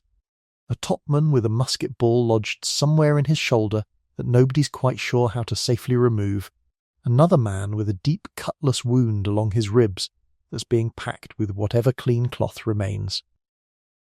Vale waits his turn without complaint, cradling his ruined hand against his chest, and when his moment finally comes, he doesn't flinch as badly as you expect while the surgeon works, though the sound he makes low in his throat is one you suspect neither of you will forget. Afterward, bandaged and pale, he manages something close to a joke, muttering that at least it's a hand he can still count on, technically, since he's got 8 fingers left to do it with. Nobody laughs very hard. It isn't really funny. Not yet, not this close to the fighting. But the attempt at it matters more than the joke itself. A small, deliberate act of ordinary humanity in the middle of a day that's offered very little of it. Word passes quietly through the makeshift surgery, while Vale waits out the last of his bandaging, that the fighting elsewhere on the ship has cost other men considerably more than a couple of fingers, and you find yourself grateful. In a way that feels almost shameful to admit even to yourself, that whatever this day has taken from your own small circle of shipmates, it hasn't yet taken everything. The articles you all signed months ago put a number on exactly this kind of loss, and whatever else this voyage has cost him, that particular debt at least is one the rest of the crew is bound by their own agreement to honour. It won't undo the fingers. It won't undo the 2 hours he spent fighting with a shattered hand rather than risk being the man who stepped back. But it's a promise made and kept in writing, by men who understood, better than most navies of their era ever bothered to, that asking someone to risk this kind of loss without any guarantee of compensation for it was its own kind of theft. By early afternoon, the fighting has largely broken down into pockets of resistance, rather than organised defence, and word begins to spread across the Ganges Sawai's decks, and back to the men still fighting aboard the Fancy, that the ship's captain, a man named Ibrahim Khan, has withdrawn below rather than continue directing the defence in person. Whether that withdrawal reflected genuine cowardice, as later Indian accounts would bitterly insist, or simple tactical exhaustion in the face of an unwinnable position, is a question this script isn't equipped to settle, and one contemporary sources themselves disagreed sharply about, even at the time. What's certain is that without their captain visibly leading them, and with their mainmast down and their gun crews decimated by their own exploded cannon, the remaining defenders' resistance finally began to collapse. You catch a glimpse of that collapse firsthand somewhere past midday, working your way along a smoke-choked passageway with 3 other men from your own watch, when you round a corner and nearly run headlong into a cluster of Ganges Sawai's soldiers, who've clearly already decided the fight is over. Nobody raises a weapon. One of them, an older man with a bandaged arm and a face gone grey with exhaustion, simply meets your eyes for a long moment, says something in a language you don't understand, and lowers himself slowly to the deck, hands open at his sides. You don't know what the words meant, you never will, but something in the tone of it, weary rather than defiant, tells you everything you need to know about how this particular corner of the ship's defence has already ended, hours before the ship as a whole officially surrenders. Somewhere below your feet, in the hours after the fighting stops but before the ship is fully secured, you become aware of sounds that don't belong to the battle at all. Voices, muffled and frightened, women's voices among them, coming from somewhere deep in the hold where the ship's passengers have been sheltering since the first cannon fired. You don't go looking for the source of it. Nobody orders you to, and something in you doesn't want to know yet what waits down there, though by nightfall you'll have no choice but to find out. For now, you only listen, and the sound of it sits differently in your chest than anything the battle itself produced. A reminder, unwelcome and impossible to ignore, that this ship carried far more than treasure. By the time the Ganges Sawai's colours come down, hours after the first shot was fired, you're standing on a deck slick with blood you're trying very hard not to look at directly, surrounded by men from 6 different crews who don't yet fully understand what they've just won. Vale sits nearby, his bandaged hand cradled against his chest, watching with the rest of you as word starts to spread below decks that this ship, unlike the Fata Muhammad, is carrying something almost beyond calculation. Much of what's known about these hours comes from a single surviving deposition given, years later, by a fancy crewman named Philip Middleton, one of the few ordinary sailors from this entire voyage whose own account of events was ever formally recorded and preserved. And it's worth remembering, listening to any retelling of this day, including this one, that most of what happened aboard the Ganges Sawai that September is pieced together from a handful of such fragments rather than any single complete record. Nobody cheers, not yet. It's too soon, and too many of you are too tired, and something in the quiet of that captured deck, hundreds of frightened passengers still sheltering below your feet, makes the moment feel less like a triumph than the opening of a door nobody's quite ready to walk through. What waits on the other side of that door, the full scope of what the Ganges Sawai was actually carrying, and the far darker chapter of what happened to the people still aboard her once the fighting stopped, is a story this script has to tell carefully and completely, and without looking away from any of it. Relief, if it comes at all in the hours ahead, will arrive tangled together with something closer to shame, and untangling the two is a job that starts below decks, in the hold where those muffled voices are still waiting, and where the true cost of the richest heist in pirate history is only now, hours after the last shot was fired, about to be counted in full. Below decks, in the hours after the last shot was fired, a merchant kneels on the floor of his own cabin, while two men from the Fancy's crew search the space around him, methodically, without particular hurry, the way men search when they already know there's something worth finding, and simply haven't located it yet. He has already handed over what he can. It isn't enough, or it isn't believed to be enough, and what follows, according to the fullest surviving accounts of this ship's capture, is deliberate and sustained, pressure applied again and again to men suspected of concealing wealth aboard the richest vessel any of these pirates had ever boarded, until whatever they knew, or claimed to know, or simply invented under duress, finally came out. This is not a comfortable scene to sit with, and it shouldn't be. It's also, according to multiple independent sources on both the English and the Mughal side of this story, close to the literal truth of what happened aboard the Ganges Sawai in the days after her capture, and any honest telling of the richest pirate heist in history has to include it rather than skip past it toward the parts that are easier to enjoy. Scenes like this played out in cabin after cabin, hold after hold, across a ship large enough that no single account, English or Mughal, could ever hope to capture the whole of what happened aboard her in those first confused hours. Some passengers, by later report, surrendered whatever they had immediately, hoping cooperation might buy them some measure of safety. Others tried concealment, sewing jewels into hymns and false linings the same way John Dann would later sew his own share into a waistcoat. An irony that would have meant nothing to anyone involved at the time, but reads, from this distance, like the same desperate impulse toward hidden wealth playing out on both sides of the very same encounter. Whether concealment actually protected anyone aboard the Ganges Sawai is not something the surviving record answers kindly.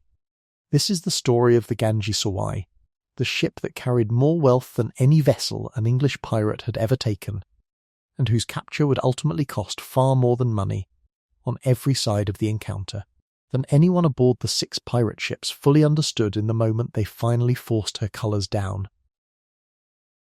The scale of what Every's flotilla found aboard her, once the search was complete, is difficult to translate cleanly into modern terms, and different sources, drawing on different original accounts, arrive at different figures.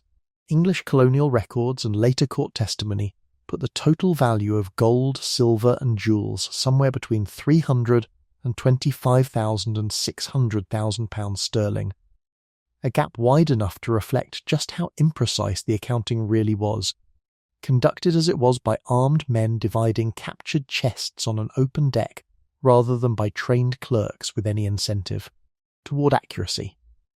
The Indian historian Kafi Khan, writing his own account of the Mughal Empire not long after these events, recorded that the ship carried what he described as 52 lakh rupees worth of cash, gold and Spanish silver reales, a figure that translated into the pounds sterling the pirates themselves were counting, lines up reasonably well with the higher end of the English estimates. Whichever number is closest to the truth, the plain fact remaining is staggering on its own. This single capture, added to what had already been taken from the Fateh Mohammed, worked out, once finally divided among the roughly 700 men across all 6 ships involved, to somewhere in the range of £1,000 for every ordinary hand, and considerably more for the captains. A skilled tradesman in England in 1695 might earn perhaps £20 in a full year of honest labour. What waited below decks on the Ganges Sawai represented, for men like Robert Fenn and Isaac Vale, something closer to 50 years of ordinary wages, waiting to be carried off in a single afternoon. According to the estate of Kafi Khan's account, the search of the ship and the abuse inflicted on those aboard in pursuit of hidden wealth continued for nearly a week, rather than concluding in a single day, the pirates methodically working their way through every compartment, every chest, every hiding place a frightened crew and frightened passengers might have improvised in the hours before the ship was finally boarded. It's worth pausing here on how we actually know any of this, since the answer matters as much as the content itself. Kafi Khan was not aboard the Ganges Sahai. He was a court historian writing from second-hand and third-hand testimony, gathered from survivors and officials in the aftermath, and his account, like nearly every account of this event, carries the particular biases of its source, an official chronicler of the very empire whose ship had just been humiliated, writing partly to record history and partly to assign blame, much of which he directs squarely at the ship's own captain for what he characterises as cowardice, in the face of a smaller, weaker force. Philip Middleton's deposition, taken from the English side years later under very different circumstances, a sailor testifying quite possibly in hopes of leniency for his own role in events, offers a different emphasis, more concerned with the logistics of the plunder itself than with the suffering of those aboard. Neither source is disinterested. Both, weighed against each other, are probably closer to the truth than either one alone. It's worth taking a moment to actually itemise what that search eventually turned up, because the abstract totals in pounds sterling can obscure just how physically strange and varied this cargo actually was. Alongside the coined gold and silver, much of it Spanish reelers that had made their way east through generations of trade, the holds of the Ganges Sahai carried loose gold dust, uncut gemstones bound for jewellers in Surat and beyond, carved ivory, and sacks of saffron, one of the most valuable spices in the world by weight, worth in some markets more than its equivalent weight in silver. One later estimate of the ship's total haul, converting the value into today's terms, puts the figure somewhere in the range of £20 million, though, as with every figure in this story. Converting 300-year-old currency into modern equivalents is more art than science, an exercise in rough comparison rather than precise accounting. What's certain is that the men dividing these sacks and chests on the deck of the Fancy in the days after the battle had, in most cases, never personally handled this much wealth in their entire lives, and would likely never handle this much again. It's worth pausing here for a note on sourcing, because this particular part of the Henry Every story has attracted more embellishment over the centuries than almost any other pirate tale in English, and separating the documented record from the legend matters especially here. Much of the popular version of Every's raid, including many of the more vivid and specific details that circulated in England within months of the event, traces back to a 1724 book titled A General History of the Pirates, published under the name Captain Charles Johnson, an author whose true identity remains disputed among historians to this day, and whose book is known. In numerous other cases that can be independently checked against court records, to have dramatised, embellished, or simply invented specific details for the sake of a better story. Where this script draws on details that trace back to Johnson's account rather than to court depositions, colonial correspondence, or contemporary accounts like Kafi Khan's, it tries to say so plainly. The same way it's flagged the disputed identity of the emperor's relative, reportedly aboard. The core facts of the Ganges Sahai's capture and plunder are not seriously disputed by any credible historian. Many of the more colourful specifics that made Henry Every a folk legend within his own lifetime deserve exactly the same scepticism you'd bring to any second-hand story told, and retold, and improved in the telling, for 30 years before anyone bothered to write it down. Word of what had happened reached Surat before the two battered Mughal ships did, carried by whatever fishing vessels and coastal traders had glimpsed the aftermath, and by the time the Ganges Sahai finally limped into port, her captain, Ibrahim Khan, arrived to a reception considerably worse than anything he'd faced aboard ship. Kafi Khan's account is unsparing about him, portraying a commander who abandoned his post below decks while his crew and passengers were still under attack. And colonial correspondence from the period suggests the Mughal court's fury landed on him with particular weight. Disgraced and stripped of his position in the aftermath, a convenient target for an empire that badly needed someone to blame for a humiliation this public. Whether Ibrahim Khan deserved the full weight of that disgrace, given that his ship had lost her mainmast to a lucky shot and half her gun crews to her own exploding cannon before he ever reportedly withdrew, is a question this script can't answer with any confidence. What's certain is that he became almost immediately the first human cost of this raid on the Mughal side beyond those killed or assaulted aboard ship itself. A man whose career and reputation were destroyed by a battle he may or may not have had any real chance of winning. Aboard the Fancy, in the days immediately after the fighting, the mood among the crew was, by every surviving account, a strange and uneasy mixture rather than pure celebration. Isaac Vale, his ruined hand still bound and aching, spent much of that week largely silent, tending to his wound and watching the rest of the crew count and recount the plunder with an intensity that bordered on disbelief. Robert Fenn, for his part, had stopped humming his 4 bars of half-remembered tune entirely somewhere around the 3rd day, and when a fellow crewman finally asked him why, all he offered in return was that he didn't much feel like it anymore, a small, quiet admission from a 17-year-old that suggests, better than any official record could, how much the week had cost even the men who walked away from it unharmed and staggeringly rich.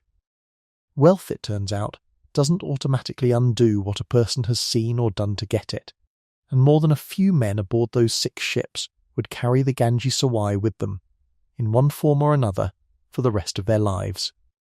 By the time the flotilla finally turned its bows toward the small French colony at Réunion, the actual work of dividing this staggering haul among roughly 700 men from 6 different crews was about to begin, a process that would prove in its own way almost as fraught as the battle itself had been. What both sources agree on, and what nearly every surviving account of this capture returns to, regardless of which side wrote it down, is that the women aboard the Ganges Sawai suffered the worst of what happened in the days the ship was held. She was returning from the annual pilgrimage to Mecca, and among her roughly 1,100 passengers were a substantial number of women making that same religious journey, some of considerable rank within Mughal society. Popular retellings of this story, including some of the more sensational modern accounts, have claimed that one of these women was a granddaughter of the Emperor Aurangzeb himself, a detail repeated widely enough that it's worth naming here, but one that deserves the same caution this script has applied to other disputed claims throughout tonight's story: the specific identity of any individual. Woman aboard has never been definitively confirmed in the surviving record, and the claim traces back to accounts written well after the fact, in the same tradition of dramatised retelling that produced so much of the popular Henry Every legend. What is documented across multiple independent sources is that a number of the women aboard were sexually assaulted by members of the pirate crews during the days the ship was held, that some among them were reported to have taken their own lives rather than continue enduring what was happening to them, and that the scale and brutality of what occurred aboard the Ganges Sawai shocked observers, on both sides of an era not otherwise known for its gentleness. This part of the story doesn't get a joke, doesn't get a clever modern comparison, doesn't get softened into something easier to carry into sleep. It happened. It was recorded by people horrified enough to write it down in detail, even by the standards of a violent century, and it belongs in any honest account of what the richest pirate heist in history actually cost the people who weren't pirates at all. It's worth saying plainly too, that not every man aboard those 6 ships took part in what happened during that week, though the surviving record can't tell us with any precision how the guilt was actually distributed among roughly 700 pirates spread across 6 crews. Some later English accounts, written by men eager to distance themselves from the worst of it once the manhunt began, insisted that only a portion of the crew committed the violence for which the whole flotilla would eventually be blamed, that discipline broke down selectively rather than universally, and that certain captains, every reportedly among them, made at least some effort to restrain what was happening once it began. Whether that's an accurate reflection of events or a convenient story crafted after the fact by men trying to save their own necks is, like so much else in this story, impossible to settle from this distance. What can be said with more confidence is that nobody among the 6 captains stopped it in time, that the plunder of the Ganges Sawai remains, in the words of one modern historian, among the ugliest documented episodes in the entire history of Atlantic and Indian Ocean piracy, and that the men who profited from it, including the ones who told themselves afterward they'd played no direct part, carried that ship's cargo home regardless. Even Every himself, whatever restraint he may or may not have shown in the moment, would spend the rest of his life, however long that turned out to be, as the named admiral of the fleet that did this, a distinction no share of gold could ever fully separate him from.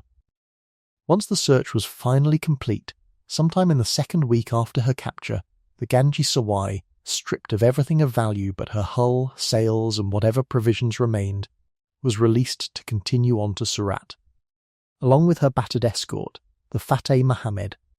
It's a detail that's easy to skip past but worth sitting with for a moment. Every's flotilla didn't sink these ships, didn't kill everyone aboard, didn't burn them to the waterline the way popular imagination sometimes assumes pirates simply did with every prize. They took what they'd come for and let the survivors sail home, carrying with them not just their grief and their fury, but the news itself, which would travel faster and further than any ship on the ocean, straight to the one man in the world whose reaction would matter more than anyone else's. There's a strange kind of vertigo in trying to hold both halves of this chapter in your mind at once. The largest single fortune ever taken by a pirate crew, and one of the ugliest documented episodes of violence in the entire history of the pirate round. Produced by the exact same afternoon, the exact same broken mainmast, the exact same 700 men. History rarely offers its lessons this cleanly stacked on top of each other, wealth and atrocity sharing a single hold, a single week, a single ship. It's tempting, and it would certainly make for an easier story, to separate the two, to talk about the money on one night and the violence on another, as though they belonged to different events entirely. They don't. The fortune that let Isaac Vale retire from the sea, with all his remaining fingers intact, and the horror inflicted on the women sheltering below his boots, came from the same ship, in the same week, and any account of the Fancy's most famous raid that leaves one half out in favour of the other isn't really telling the truth about what happened at Bab el Mandeb. The journey back to Surat took the 2 damaged ships several more days, limping along the coast under jury-rigged sails with a mainmast that would never again be more than a temporary repair, carrying survivors who had not slept properly in over a week, and who now faced the additional ordeal of explaining, to an empire not known for its patience with failure, exactly how this had happened to the Emperor's own vessel. Word moved ahead of them along the coast the way word always does, faster than any ship, carried by smaller fishing craft and coastal traders who'd glimpsed the aftermath or heard it second-hand from someone who had, so that by the time the Ganges Sawai's shattered silhouette finally came into view of Surat's harbour, the city already knew, in broad outline if not in precise detail, what had been done to her. The reaction on shore once the full scope of the raid became clear was not the kind of controlled diplomatic outrage that might eventually produce a strongly worded letter and little else. It was, within days, a crisis serious enough to shake the foundations of England's entire commercial presence in India. A consequence Every and his men, dividing their staggering plunder in the relative safety of a French colony hundreds of miles away, had almost certainly never paused to consider, while the fighting was still underway, what that crisis actually looked like, and what it eventually cost people who had never set foot aboard the Fancy or the Ganges Sawai and had no say whatsoever in what happened at Bab el Mandeb, is a story that unfolds over the following months, first in Surat and then across an ocean, in London, in the Bahamas, and eventually in nearly every port city in the English-speaking world where a man, with a pocket full of unfamiliar gold coins, might think to spend it. The pirates, for their part, had already turned their own ships toward the small French colony at Runyon, off the coast of Madagascar, where the actual work of dividing this staggering haul among roughly 700 men from 6 different crews was about to begin. A process that would prove, in its own way, almost as fraught as the battle itself had been. But before any of that division could happen, word of what had occurred aboard the Ganges Sawai was already beginning its own journey, carried by shaken survivors towards Surat, and from Surat, inevitably, toward the one throne in the world, with both the wealth and the fury to make Henry Every's name known across 3 continents within the year. Salt spray and gunsmoke have faded from the Fancy's decks by the time Runyon's green coastline rises out of the haze, replaced by a smell you haven't caught in the air in over a year. The smell of an actual profit, or at least the smell of the burlap and wood chests you've been told are full of one. You've been at sea, one way or another, for close to 18 months by the time the Fancy drops anchor off the small French colony, and the 6 ships that took the Ganges Sawai together now face a problem none of their articles were ever really written to solve. How do you divide a fortune this size, fairly, among 700 men from 6 separate crews, each with its own captain, its own wounded, and its own idea of what fair actually means? The quartermaster of the Fancy, a broad-shouldered man named Joseph Dawson, has spent the better part of 2 days below decks with a small team of trusted hands, counting and recounting chests of coin, sorting jewels by rough estimated value, and keeping a running tally that every man aboard is, quite understandably, desperate to hear the final number of. Dawson isn't an especially warm man. He doesn't waste words, and he's got a habit of chewing the inside of his cheek when he's concentrating that makes him look permanently irritated even when he isn't. But he's meticulous, and on a ship where the fair division of plunder is the single thing standing between orderly cooperation and outright mutiny, meticulous matters more than warm ever could. By the time Dawson finally has his numbers settled, word spreads through the anchored fleet the way the best news always does, faster than any official announcement could manage. Something in the range of £1,000 is coming to every ordinary hand aboard the Fancy, with additional shares of loose gems distributed on top of that for good measure, and larger portions still for the captains and officers who'd carried more of the risk. Here's the thing worth sitting with for a moment. £1,000 in 1695 isn't just a good payday. It's close to 50 years of wages for a skilled English tradesman delivered in a single afternoon to men who, 18 months earlier, hadn't been paid a shilling in over half a year and had genuinely feared they'd been sold into indentured servitude in a Spanish harbour. You do the arithmetic in your head more than once, checking it against itself, half expecting to find you've made some obvious mistake, and each time the number comes out the same, impossibly, absurdly large. Here's the thing about a fortune this size landing all at once on a man who's spent his whole working life counting pennies. It doesn't feel entirely real for the first several days, more like a story being told about someone else's good luck than an actual fact about your own life, and you catch yourself, more than once, reaching to touch the coin in your pocket just to confirm it's still there. Dawson himself pays out shares to every man aboard the Fancy, according to the articles you all signed so long ago in Corunna that the memory of signing them feels like it belongs to someone else's life. He works through the list alphabetically, calling each name in turn, and there's something almost ceremonial about the way each man steps forward, receives his portion, and steps back. 100 small transactions that together add up to the largest single division of stolen wealth most of you have ever heard of, let alone witnessed firsthand. Not every man's reaction to the moment looks the same.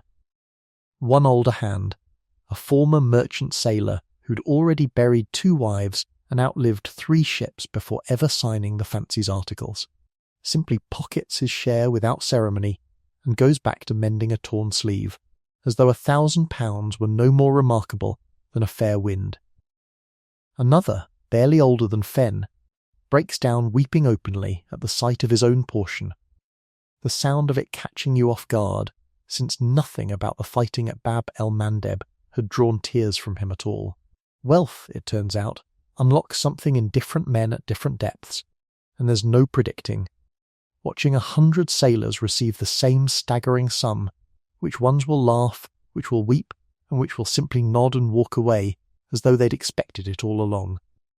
Fenn receiving his own share with hands that visibly shake as he counts it, doesn't say much. Just sits down heavily on a coil of rope and stares at the small fortune now sitting in his lap like he's waiting for someone to tell him it's a mistake. Vale, his ruined hand still healing, receives an additional payment on top of his ordinary share, exactly as the articles promised, a specific, itemized sum for 2 fingers. Lost taking a ship that made every man aboard richer than he'd ever imagined being. It's a strange kind of justice, watching a wound get repaid in coin. But it's justice, all the same, and it's more than either man would have received from any honest navy in Europe. By your second day at Runyon, the celebratory mood aboard the Fancy has already started curdling into something closer to argument.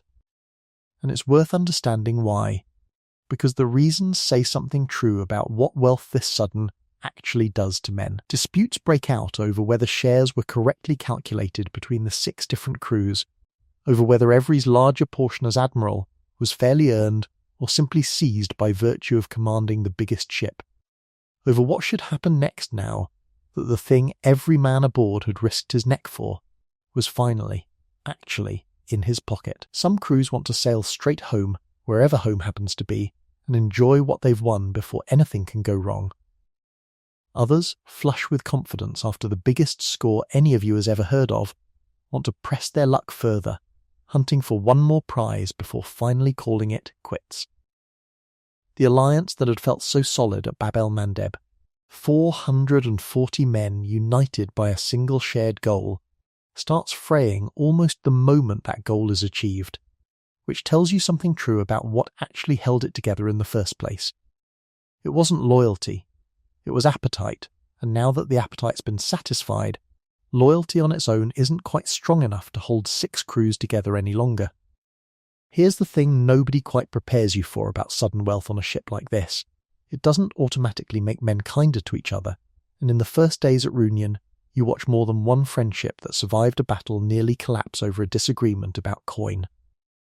A gunner from the Pearl accuses a hand off the Dolphin of shortchanging him during the final count, a dispute that nearly comes to blades before Every himself intervenes, reminding both crews, with a patience that surprises you given everything else he's had to manage this week, that the whole point of the articles was to settle exactly this kind of argument without anyone needing to bleed over it. It works, mostly, but you notice, watching it unfold, that Fenn keeps his own share close to his chest for the rest of the stay at Runyon, sleeping with it wrapped in cloth beneath his own head rather than trusting it to any shared strongbox, a small private erosion of the trust that had gotten every one of you this far.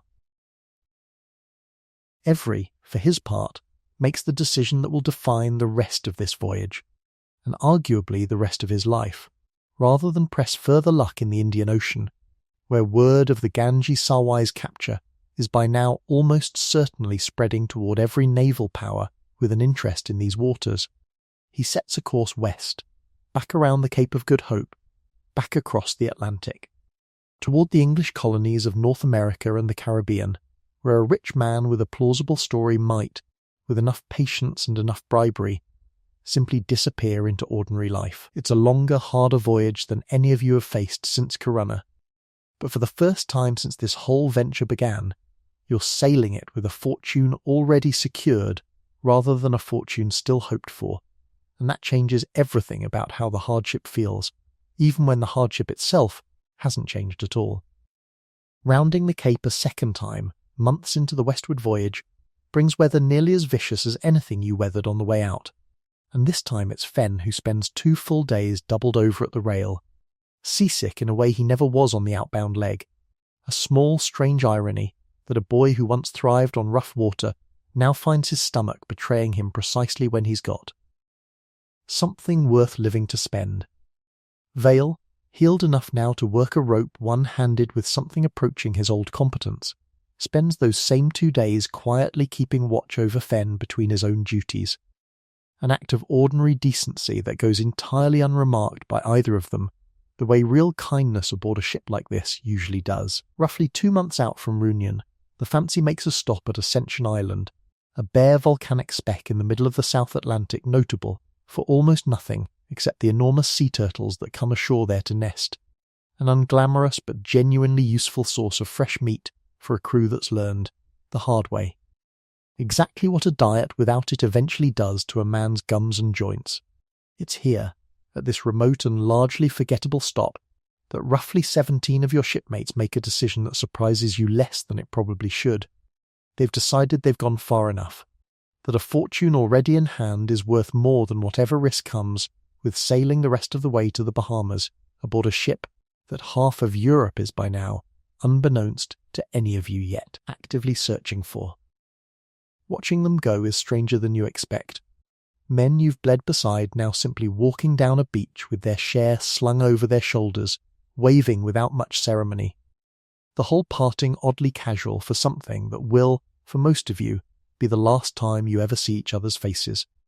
Fenn shakes hands with two of the departing men he'd grown particularly close to during the long westward voyage, and says nothing at all as their small party disappears up the beach toward the interior, though his eyes stay fixed on the empty stretch of sand for a good while after they're gone.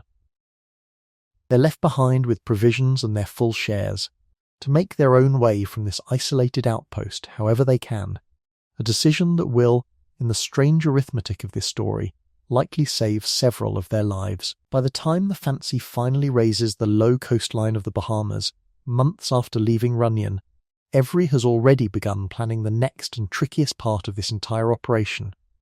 How does a ship carrying roughly 100 men and a fortune in stolen Mughal treasure sail into an English colonial port without simply being arrested on sight? Before the Bahamas, though, there's an intervening stop worth pausing on. A first, failed attempt at Jamaica, where Every reportedly tried and failed to secure safe harbour from the island's governor. A man wary enough of Mughal reprisals and cautious enough about his own instructions from London that he refused entry outright, forcing the Fancy to turn north rather than risk the encounter escalating into something none of you were prepared to survive. It's a useful reminder that not every colonial official of this era was quite as pliable as the one you'd eventually find in the Bahamas, and that Every's success in the months ahead owed as much to persistence and a willingness to keep searching for the right corrupt official as it did to any single stroke of genius. The answer, worked out well before landfall at New Providence, is a new name, both for the man and for the story he intends to tell. Henry Every becomes, for the purposes of this final approach, Henry Bridgman, a legitimate if unlicensed slave trader in need of nothing more than friendly shore leave and a chance to unload his cargo quietly. It's a plausible enough cover story for the era, since unlicensed slaving, while illegal, was common enough throughout the English colonies that a corrupt or simply pragmatic governor might overlook it far more readily than he'd overlook active piracy against a foreign emperor. The governor in question is Sir Nicholas Trott, recently installed at New Providence, the underpopulated, underfunded settlement that will one day become Nassau, and by every surviving account, Trott is exactly the kind of man this plan requires, ambitious, aware of his own colony's vulnerability to attack, and not overly troubled by the finer points of where a rich visitor's wealth actually came from. Every sends a letter ahead under his assumed name, accompanied by a substantial bribe, reportedly in the range of £860 in cash, an amount close to 3 years of Trott's own official salary, along with the promise of the Fancy herself as an eventual gift once her cargo is safely unloaded. Trott, weighing the considerable benefit of a heavily armed 46-gun frigate bolstering his colony's meagre defences against the modest risk of asking too many questions about his new visitors, makes the calculation nearly every corrupt colonial official of this era eventually made, and lets you in. You're not present for the actual meeting between Trott and the man calling himself Henry Bridgman, that conversation happening in rooms well above your station aboard ship, but the terms of it filter down through the crew within days, and they tell you everything you need to know about how this particular arrangement actually works. Along with the cash and the promised ship, Trott's hold, once the Fancy's cargo is finally unloaded, turns out to contain rather more than an unlicensed slaver's usual goods, ivory tusks, casks of gunpowder, and enough firearms to outfit a small garrison, extras that nobody aboard bothered to itemize in any letter, but that Trott, discovering them once the unloading is complete, would have had to be remarkably incurious not to notice for exactly what they were. He asks no further questions. Whatever private calculations Trott makes about the true nature of his new benefactors, he keeps them to himself, and the island's small population of English colonists, watching 100 armed wealthy strangers wander their sparse handful of streets and taverns, seem inclined to do the same. Nobody in New Providence, it turns out, is especially eager to ask hard questions of men who could, without much effort, simply take whatever they wanted instead of asking politely. What you find once ashore is, frankly, a disappointment after everything that fortune promised. New Providence in 1696 is a small, sparse, underdeveloped settlement, nothing like the thriving pirate haven Nassau would become just a few years later, and 100 men suddenly richer than nearly anyone else in the Western Hemisphere discover, almost immediately, that there's remarkably little to actually spend a fortune on in a colony this underpopulated. Weeks pass in a strange, anticlimactic boredom, men who've just survived storms, scurvy, and a battle that will be remembered for centuries now finding their days filled with nothing more dramatic than card games and idle drinking in the settlement's handful of taverns. Fenn, of all people, seems to take this new kind of boredom hardest. A boy who spent the entire outbound voyage humming his way through danger now finds himself with nothing to hum through at all. His fortune sitting uselessly in a strongbox in a colony with no shops worth spending it in, and no clear plan yet for how or where he'll ever get to enjoy it. You catch him more than once sitting on the settlement's small dock, staring out at the water with an expression you recognise because you've been wearing something close to it yourself. The particular restlessness of a man who spent 18 months chasing a single goal and has now achieved it, only to discover that achieving it doesn't automatically tell you what comes next. Vale, characteristically, handles the waiting better, spending his days teaching himself to write left-handed with a piece of charred stick and a scrap of sailcloth, patiently working around the 2 fingers he no longer has, a small private project that has nothing to do with treasure and everything to do with proving to himself that the loss hasn't actually stopped him from doing what he sets. His mind too. Dawson, ever the meticulous one, spends part of this waiting period quietly settling the last of the crew's shared accounts, a final piece of bookkeeping that closes the books, formally, on the voyage that began so long ago in a Spanish harbour. He's quieter than usual during these weeks, and more than one man notices it without quite knowing what to make of it. Whatever private calculations a quartermaster makes about his own future once the ship's business is finally formally finished, Dawson keeps them to himself, the way he's kept most things to himself since Corunna. What happens to Dawson after that, once this quiet, boring interlude in the Bahamas finally ends, is a story this script isn't quite ready to tell yet, though it's coming, and it isn't a kind one. By the time word begins reaching New Providence, weeks or months into your stay, that a Royal Navy vessel has been asking questions along the coast, that the name Henry Every has started appearing in official correspondence far more often than any of you would like, the strange, boring peace of the Bahamas has already started curdling into something considerably more urgent. Dawson is the first among the men you know personally to start talking, quietly, about slipping away from New Providence before that urgency turns into something worse. And the fact that even a man as steady and unshakable as Dawson has started looking nervously toward the horizon tells you, more clearly than any rumour could, exactly how seriously this is about to be taken. What's coming for you and the rest of the Fancy's crew, though none of you fully understand its scale yet, is not simply the anger of a single wronged emperor, or the caution of a single nervous governor. It's the first genuinely global manhunt in recorded history, coordinated across 3 continents, and it's about to make the name on your ship's stern. And the name Henry Every chose for himself in Corunna 18 months ago, more famous and more dangerous to be associated with than any of you could have imagined when you first signed those articles. In a locked room in Surat, in the weeks after the Ganges Sarwai limped home, a British merchant named Samuel Annesley sits in irons, waiting to learn whether he will be executed for a crime he had no part in, and until recently, no knowledge of at all. Annesley was the president of the East India Company's trading factory at Surat, the senior English official in one of the most important commercial outposts England maintained anywhere on earth, and none of that mattered in the slightest once word of the Ganges size plunder reached the Mughal court. To the furious officials of Aurangzeb's empire, the distinction between an English pirate operating without any government sanction and the legitimate English merchants who'd spent years cultivating careful, profitable relationships throughout Mughal territory was, in the heat of the moment, no distinction at all. English ships had committed this outrage. English merchants would answer for it. Annesley and several of his colleagues were placed under house arrest almost immediately, an arrangement that within days hardened into something considerably worse, bound in iron chains, according to surviving company correspondence, specifically to prevent any attempt at escape, and held as hostages against an outrage that had happened hundreds of miles away, committed by men none of them had ever met or had any authority over.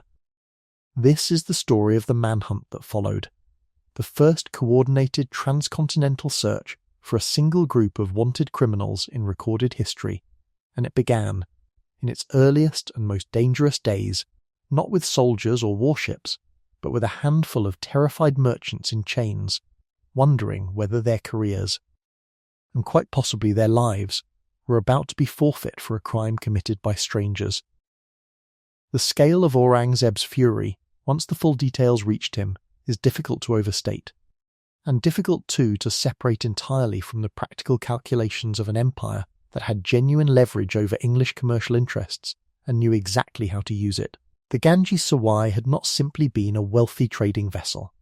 She belonged personally to the emperor, and among her cargo and her violated passengers were people whose suffering touched the highest circles of Mughal society, a combination of financial loss and personal insult calculated, whether by accident or design, to provoke the strongest possible response. Aurangzeb's government responded by ordering the closure of 5 major trading ports to English shipping, ports that represented the backbone of the East India Company's entire commercial presence on the subcontinent, and made clear that they would remain closed, and that the imprisoned company officials would remain in chains until Henry Every and his crew were captured and punished. It's worth sitting with the scale of what was actually at stake here for a moment. A single afternoon's piracy, committed by roughly 700 men with no government backing whatsoever, had just placed England's entire trading relationship with the wealthiest empire on earth in genuine immediate jeopardy. Word of the crisis reached London by the spring of 1696, carried across an ocean by ships that took months to make the journey, and it landed at the East India Company's headquarters like a genuine catastrophe rather than a distant curiosity. The company's directors understood, better than almost anyone else in England, exactly what was at stake if this crisis wasn't resolved quickly and visibly. Their entire business model depended on maintaining the Mughal emperor's goodwill, a relationship built over decades of careful diplomacy that a handful of pirates, acting entirely outside any company authority, had just threatened to unravel in a single violent afternoon. The company's response was immediate, and for an organisation not typically known for acting quickly on anything. Remarkably decisive, they petitioned the Crown directly, demanding that Henry Every and his crew be formally declared enemies of the state, hunted down and punished with a severity visible enough to satisfy an emperor who was, by every account reaching London, in no mood for half measures. There's a particular kind of irony worth sitting with here, one that would have been obvious to nobody involved at the time, but reads, from 3 centuries' distance, almost too pointed to be accidental. The East India Company, an organisation that existed to extract wealth from exactly the same waters Every had just plundered, found itself in the strange position of prosecuting a man for doing, in a single violent afternoon, a cruder and more honest version of what the company itself had been doing more slowly and more diplomatically for decades. Every had simply skipped the elaborate machinery of trade agreements, tariffs, and careful negotiation, and taken what he wanted directly. The company's fury at him wasn't really about the theft itself, in other words, so much as about what the theft threatened to cost their own far larger, far more patient operation. King William III's government responded with a formal proclamation issued by the Privy Council on July 18, 1696, declaring Henry Every and every man who had sailed with him a pirate, ordering every colonial governor throughout England's overseas possessions to seize and arrest them on sight, and offering a reward £500 funded jointly by the Crown and the East India Company itself for information leading to their capture. It's worth understanding just how unusual this proclamation actually was for its era. Piracy in the 1690s was a genuine problem, but it was typically handled locally, colony by colony, with individual governors left largely to their own devices in dealing with whatever pirates happened to trouble their particular stretch of coastline. What made the response to Every's crew different was its coordination, a single centrally issued order distributed simultaneously to governors across the Caribbean, North America, and beyond, all instructed to watch for the same specific ship, the same specific captain, and the same specific crew. Historians researching this period have come to regard it as something close to the first genuinely global manhunt in recorded history, the earliest instance of a single wanted criminal becoming, in a very real sense, the whole world's problem at once. That global reach mattered enormously, because Every's crew, by the time the proclamation reached most colonial governors, had already scattered far beyond any single jurisdiction's easy grasp. It's worth pausing here on a peculiar contradiction that runs through this entire chapter of the story, one that would only deepen in the months and years ahead, even as the Crown was formally declaring Henry every one of the most wanted men in the English-speaking world. Ordinary English readers back home were, by the tail end of 1696, growing increasingly fascinated with him, in a manner considerably closer to celebrity than condemnation. Cheap printed ballads began circulating in London taverns within months of the raid, some purporting to be written by Every himself, portraying him as a bold, almost heroic figure who'd struck a blow against a wealthy foreign power on behalf of ordinary sailors everywhere, conveniently softening or omitting entirely the worst of what had actually happened aboard the Ganges Sawai. A stage play loosely inspired by his exploits, performed in London theatres for several years running, drew audiences eager to see a romanticised version of a story whose real details, had they been staged with any accuracy, would have horrified the very people paying to be entertained by it. It's a pattern that would repeat again and again across the history of piracy's popular reputation, a gap between the documented reality of what these men actually did and the far more flattering legend that grew up around them almost immediately, often with the tacit or active participation of the pirates' own carefully managed reputations.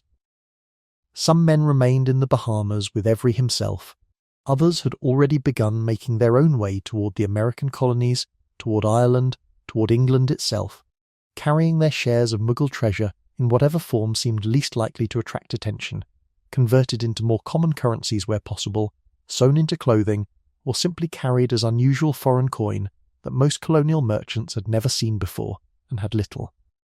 Reason to question closely. A proclamation confined to a single colony would have meant almost nothing to a crew this widely dispersed.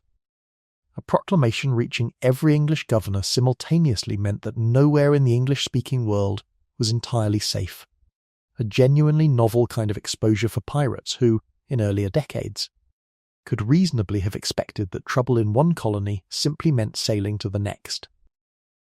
Governor Trott in the Bahamas found himself in an increasingly uncomfortable position as word of the proclamation reached New Providence. According to surviving correspondence, Jamaica's governor, William Beeston, aware that Every and his crew had passed through the region and suspecting, correctly, where they'd likely ended up, wrote directly to Trott demanding to know whether the notorious Henry Every was sheltering in his colony. Trott, caught between the arrest warrant now sitting in his hands and the substantial bribe already comfortably banked in his own accounts, made the choice that corrupt officials across history have made in similar positions. He issued the formal warrant for Every's arrest, satisfying the letter of his obligations, and then quietly tipped off Every and his remaining crew before it could actually be enforced, giving most of them time to slip away from New Providence before any real search began. It was, in its own quiet way, the final and most consequential bribe of the entire voyage, purchased not with gold this time, but with the simple advantage of a few days' warning. What followed, over the following months and years, was a slow, uneven, and often accidental process of arrests. Scattered across an ocean, and largely dependent on luck, informants, and the simple carelessness of men suddenly wealthier than they'd ever expected to be. At least 14 members of the crew were eventually taken into custody in England and across the colonies, most of them caught not through any brilliant piece of detective work, but through the oldest and most reliable method of catching a criminal with money in his pocket, watching what he did with it. Men accustomed to a lifetime of careful poverty, suddenly carrying unfamiliar foreign gold and silver, tended to draw exactly the kind of attention that a fugitive should have known to avoid, buying rounds at taverns, settling debts too generously. Spending with the particular carelessness of people who genuinely never had money before and didn't yet understand how quickly it could betray them. Several of the men eventually captured chose to testify against their former shipmates in exchange for the promise of a royal pardon, a decision that, whatever its moral cost, was also simple self-preservation in a legal system offering very few other paths away from the gallows. Their testimony, pieced together across multiple depositions, forms much of what modern historians actually know about the day-to-day details of the Fancy's voyage, the mutiny at Corunna, the battle at Bab el-Mandeb, and the atrocities aboard the Ganges Sawai. A strange irony worth sitting with.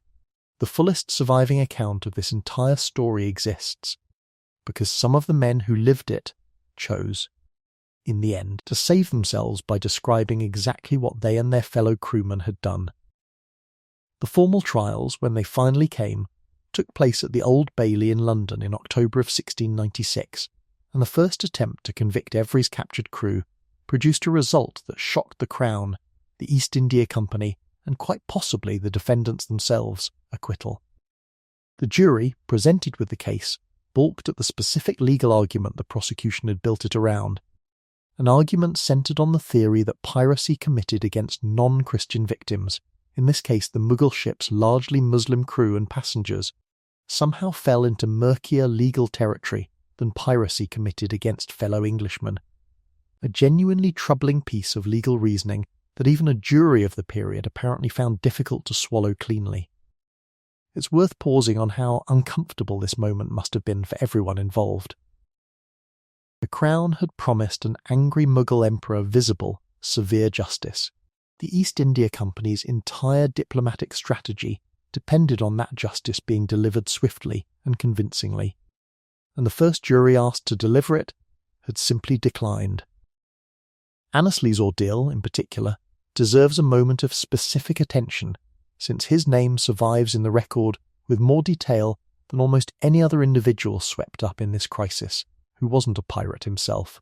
He had built his career over years of careful, patient diplomacy with Mughal officials, the unglamorous, essential work of maintaining trust between two very different systems of law and commerce, and watched all of it threaten to collapse in a matter of weeks because of men he'd never met, acting entirely outside any authority he held, or any decision he'd had any part in making.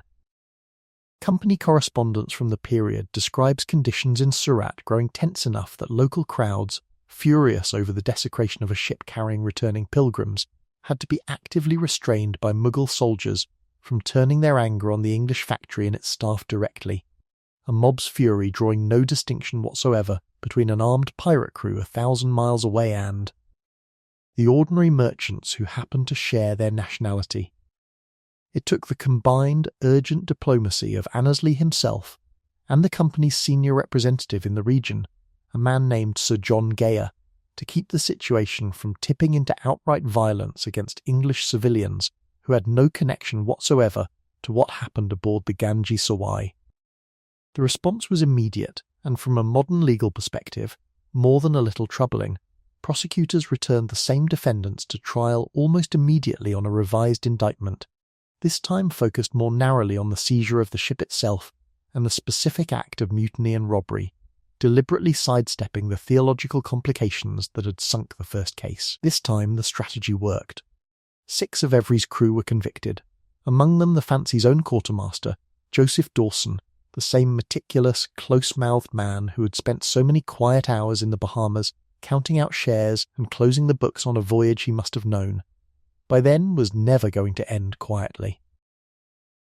Dawson and 5 others were hanged at Execution Dock, on the banks of the Thames, a location chosen deliberately by English authorities for exactly the symbolic purpose it served. Executions there traditionally carried out at the low water mark, so that the tide would rise over the bodies before they were cut down, a grim public reminder to every sailor watching from the riverbank of exactly what waited at the end of a pirate's career.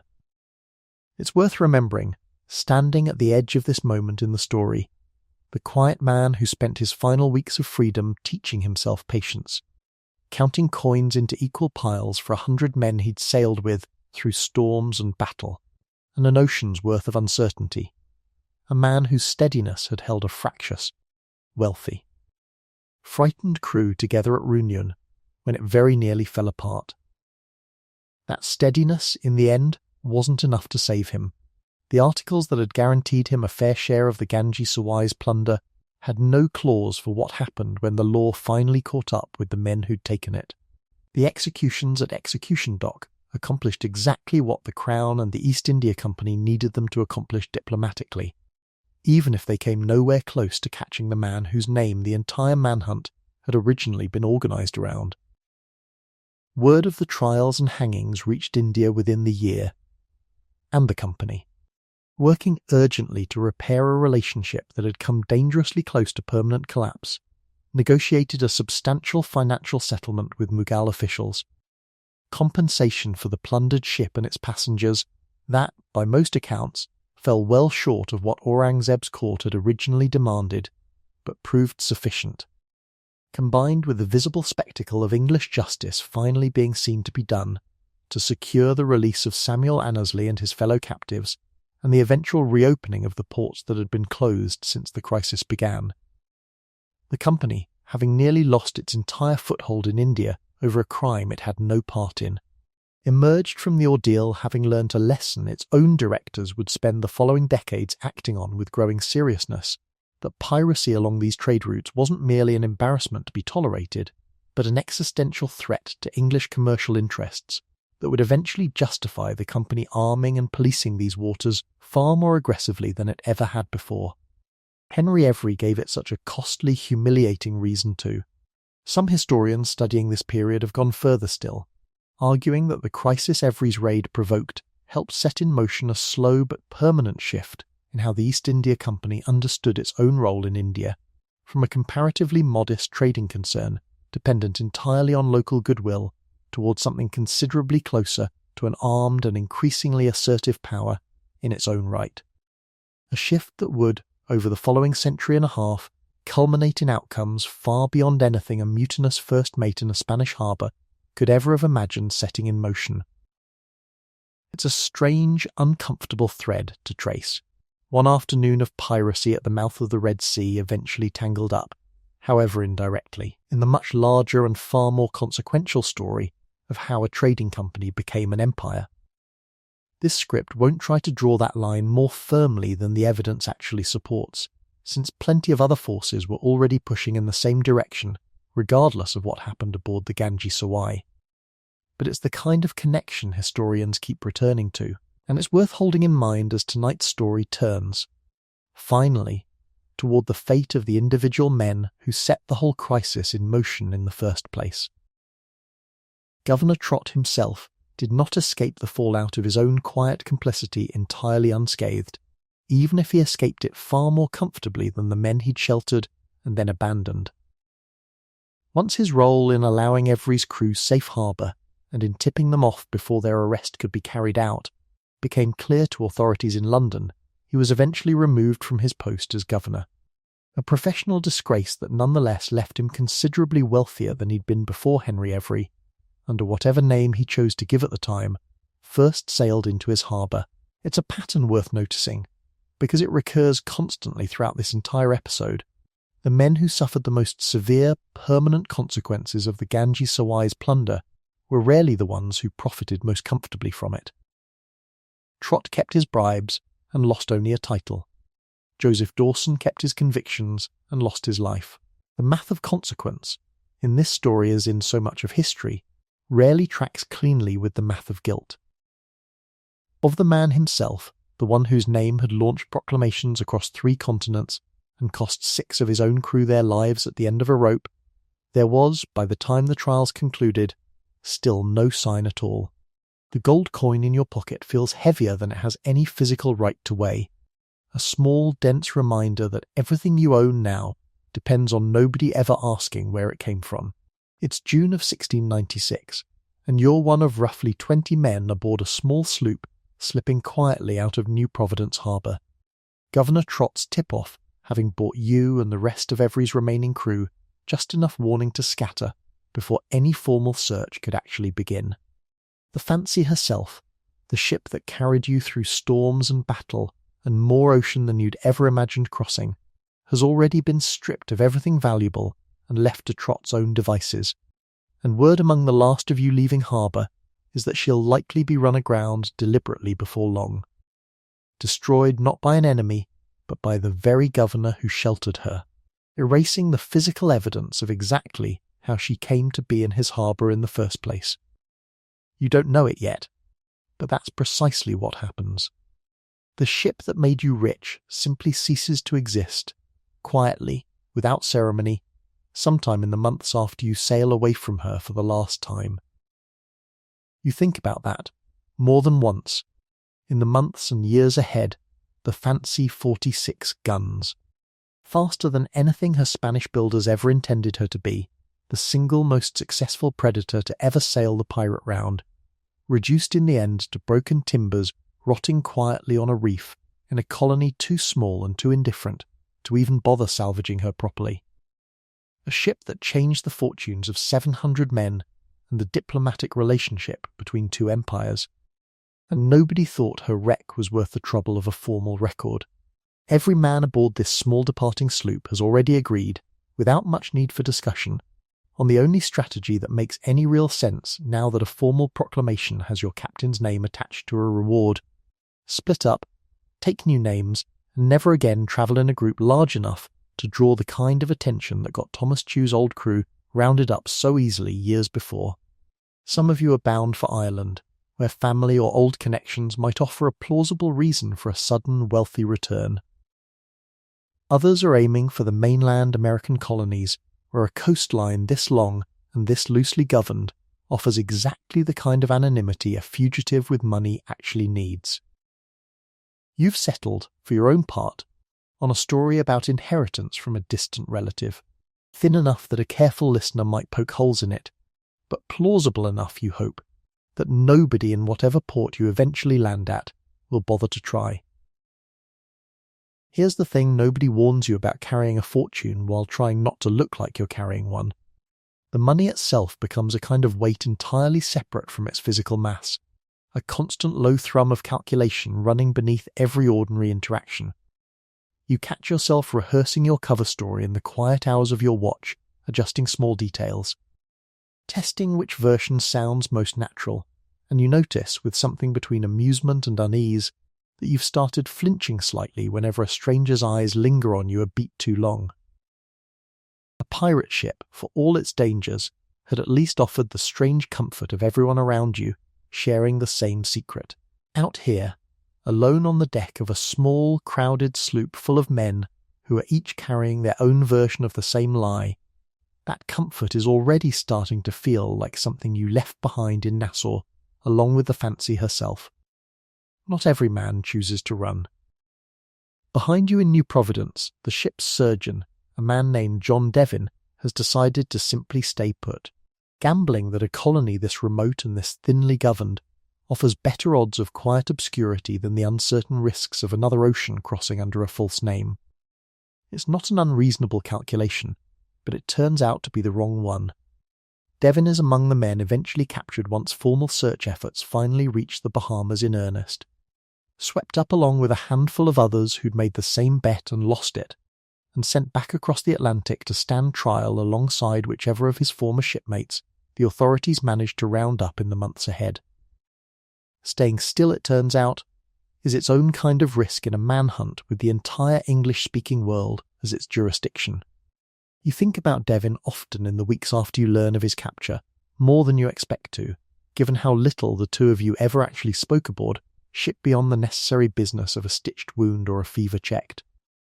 He'd always struck you as a careful man, precise with his instruments, unhurried even in the chaos of the Ganges Sawai's boarding.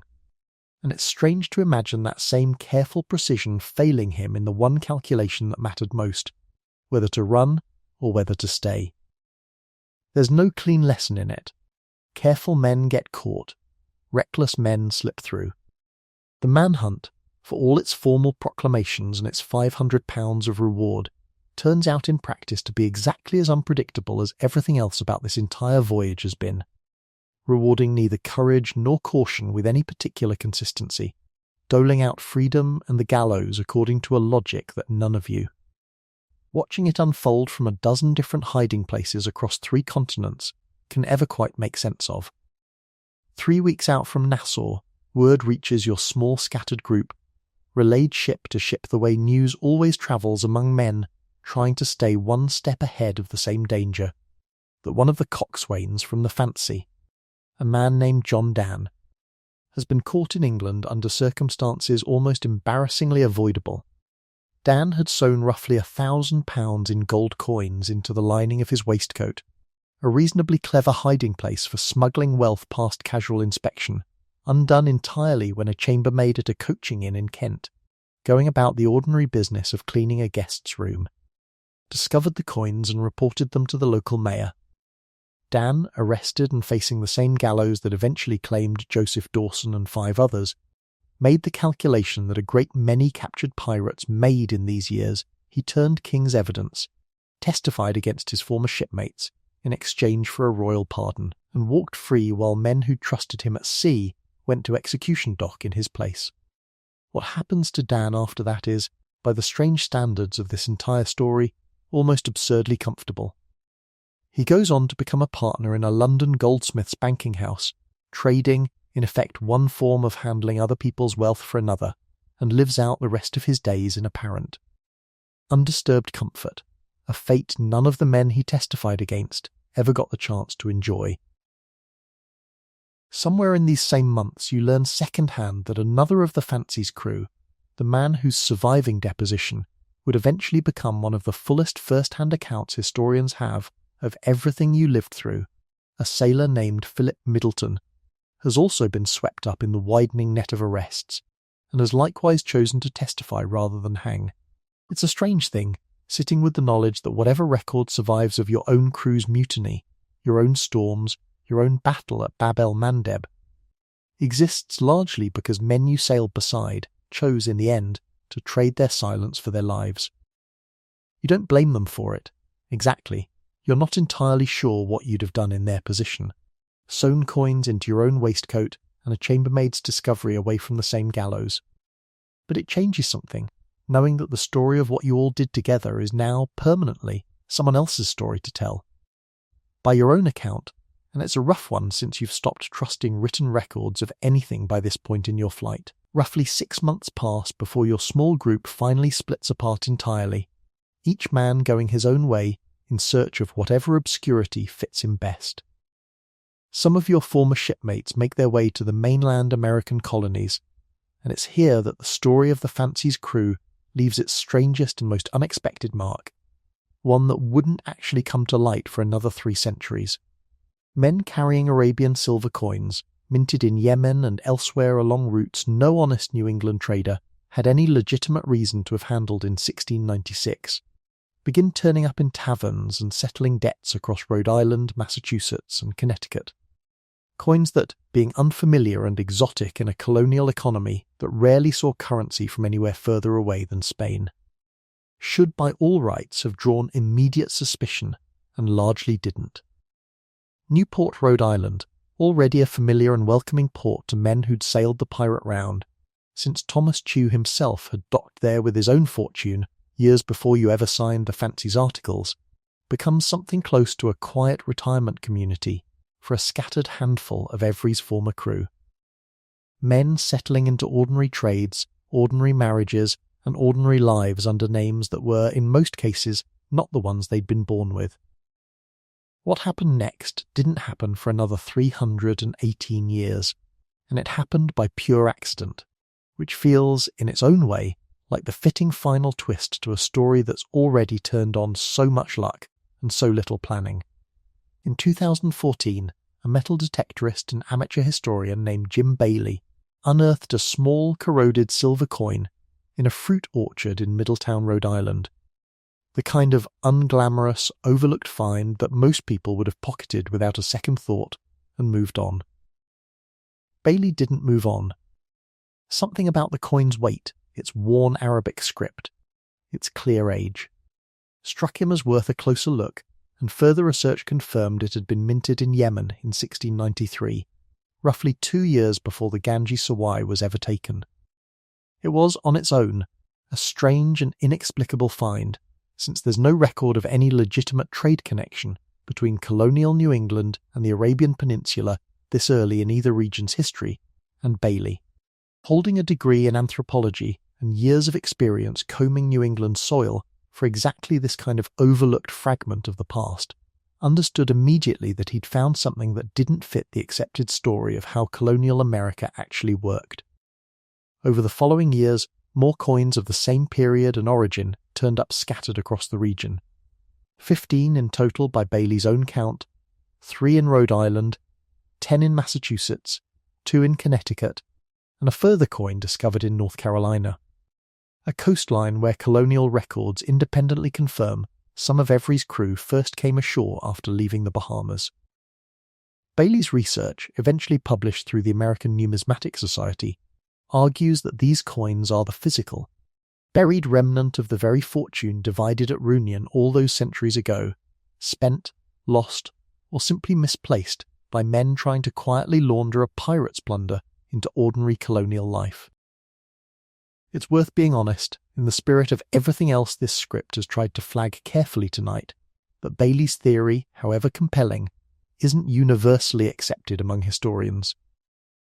A numismatist named Oliver Hoover, reviewing the same evidence, has argued that Bailey doesn't have quite enough to definitively tie these specific coins to Every's crew rather than to some other, less dramatic pathway by which Yemeni silver might conceivably have reached New England, pointing out that colonial trade networks were sometimes more globally connected than popular imagination assumes, even in this early period. It's a genuine, ongoing scholarly disagreement rather than a settled fact, and it belongs in this telling exactly the way this script has tried to handle every other disputed detail tonight, named plainly as disputed, rather than presented as more certain than the actual evidence supports. What isn't disputed is that documents place Every and his crew acquiring a ship called the Seaflower, which later docked at Newport carrying dozens of enslaved people in 1696, adding one more grim layer to a story that already carries more than its share of documented cruelty, and further tightening the circumstantial connection between this specific corner of colonial New England and the men who once sailed the Fancy. There's a version of this whole night story that could be told purely as triumph, an unpaid sailor turned admiral, a fortune beyond imagining, a captain who outran the greatest manhunt of his century. There's another version that could be told purely as tragedy, a topman named Aldous, lost overboard in a storm somewhere south of the Cape Verde Islands, 6 men hanged at low tide on the Thames, and hundreds of frightened passengers aboard a ship called the Ganges Sawai, whose suffering bought other men their fortunes.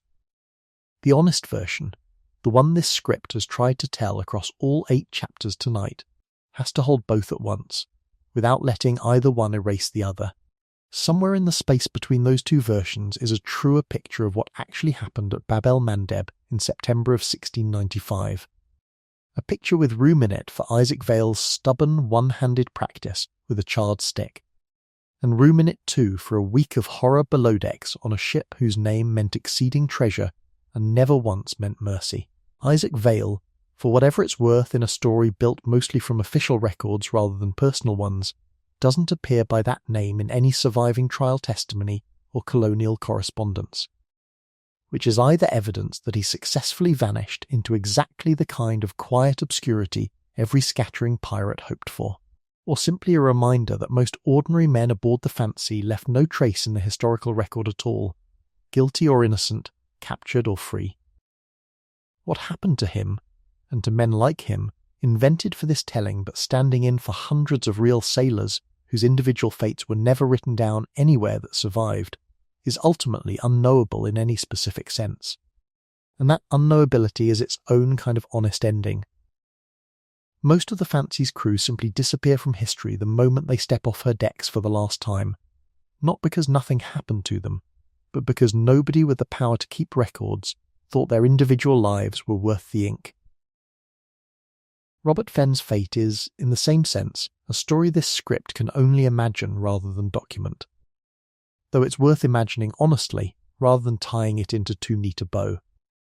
A 17-year-old with £1,000 and a fondness for humming half-remembered tunes might have settled, as some of his real shipmates apparently did, into quiet colonial obscurity. A modest trade, an ordinary name, the particular relief of a young man who got extraordinarily lucky and had the good sense, or the good fortune, to stop pressing that luck once it had already paid out beyond anything he could have imagined back in Corunna.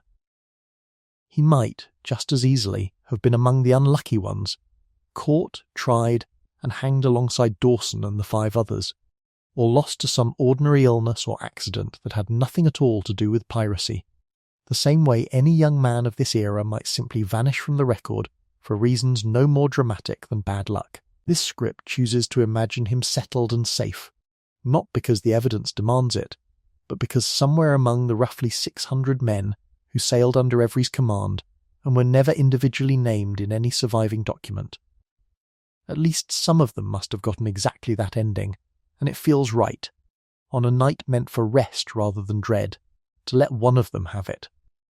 And what of Henry Every himself, the unpaid first mate turned pirate admiral, turned the most wanted man in the English-speaking world? His last confirmed sighting in the historical record places him aboard that small sloop leaving Nassau in June of 1696. Alongside roughly 20 of his remaining crew, some bound for Ireland, some for England itself. And then, quite simply, nothing, no trial record, no deathbed confession, no grave anyone has ever confidently identified. Every possible theory has been floated over the centuries since, most of them impossible to confirm and several of them almost certainly wrong, that he died in poverty somewhere in Britain within a few years of vanishing, swindled, according to one persistent legend, by merchants who accepted his diamonds and jewels for a fraction of their true worth, understanding that a man wanted across 3 continents was in no position to complain to any magistrate about being cheated, that he lived quietly under an assumed name in Ireland or the west of England, dying an old man decades later, his true identity never suspected by neighbours who knew him only as a retired merchant of modest, unremarkable means, that he made his way back to Madagascar and lived out his days as something close to legend among the pirate communities still operating there, a story that owes more to the romantic imagination of later writers than to any actual surviving evidence. Bailey himself, the same Rhode Island detectorist whose coins reopened this whole cold case in 2014, has suggested a version closer to home, that Every made his way briefly to the American colonies under yet another borrowed identity before finally sailing back across the Atlantic for good. A theory built on the same scattered documentary threads as everything else in this final chapter, plausible, intriguing, and no more provable than any of the rest. None of these theories can be confirmed, none of them can be entirely ruled out either. Henry Every remains to this day one of history's most successful vanishing acts, a man who pulled off the richest single heist in the history of piracy, and then simply declined to be found, ever again, by anyone. It's the kind of ending that would feel unsatisfying in almost any other story, a mystery this large simply left open, with no final chapter to close it properly. But it's also, in its own strange way, the most fitting possible ending for a man whose entire career was built on exactly this skill, reading a situation correctly, moving before anyone else understood what was happening, and disappearing completely the moment the advantage tipped against him. Every mutinied before his fellow sailors even finished discussing whether they should. He struck at the Ganges Sawai before naval powers half a world away understood the pirate round was even a serious threat. And he vanished from Nassau days before an arrest warrant, carried across an ocean at the speed of a 17th century sailing ship, could ever hope to catch up with him. If nothing else survives clearly in the historical record about who Henry Every actually was as a man, that pattern survives clearly enough. He was, from Corunna to his final disappearance, always one step ahead of whoever was looking for him, right up until the moment he stopped needing to be. Because nobody, not the Royal Navy, not the East India Company, not 330 years of historians and treasure hunters and amateur detectorists with metal detectors in Rhode Island orchards, ever quite managed to catch him at all. Somewhere in a Rhode Island orchard, for more than 300 years, a single silver coin lay quietly under the roots of a fruit tree, waiting for a man with a metal detector to notice it. Somewhere in a Spanish harbour, more than 300 years before that, a sick captain slept through the loss of his own ship, never once knowing that the first mate stepping quietly past his cabin door was about to become the answer to one of history's oldest unsolved mysteries. Between those two moments sits everything tonight's story tried to hold, a fortune beyond counting, a crime that reshaped the relationship between two empires, and hundreds of ordinary men named and unnamed, who each carried away their own small piece of what happened on a September morning in the Bab el Mandeb Strait, whether that piece was gold, or grief, or a scar where two fingers used to be. Henry Every got away. Most of the men who sailed under him didn't. Not entirely. Not in the way he did. Robert Fenn, if a boy like him existed anywhere beyond tonight's imagining, likely lived and died an ordinary life under an ordinary name, his fortune spent quietly on nothing more dramatic than a house, a trade, a family who never asked too many questions about where his money came from. That's the ending most of this story's men actually got. Not legend, not a name that outlived them by 3 centuries. Just an ordinary life, bought at an extraordinary and terrible price, and somehow, against every likelihood the fancy's own voyage should have predicted, that quiet ordinariness is its own small kind of triumph. You're warm right now. You're safe, wherever you're listening from, with no watch to stand, no strait to cross, no fortune waiting on the other side of a fight you might not survive. You're warm. You're safe. Tonight, that's enough.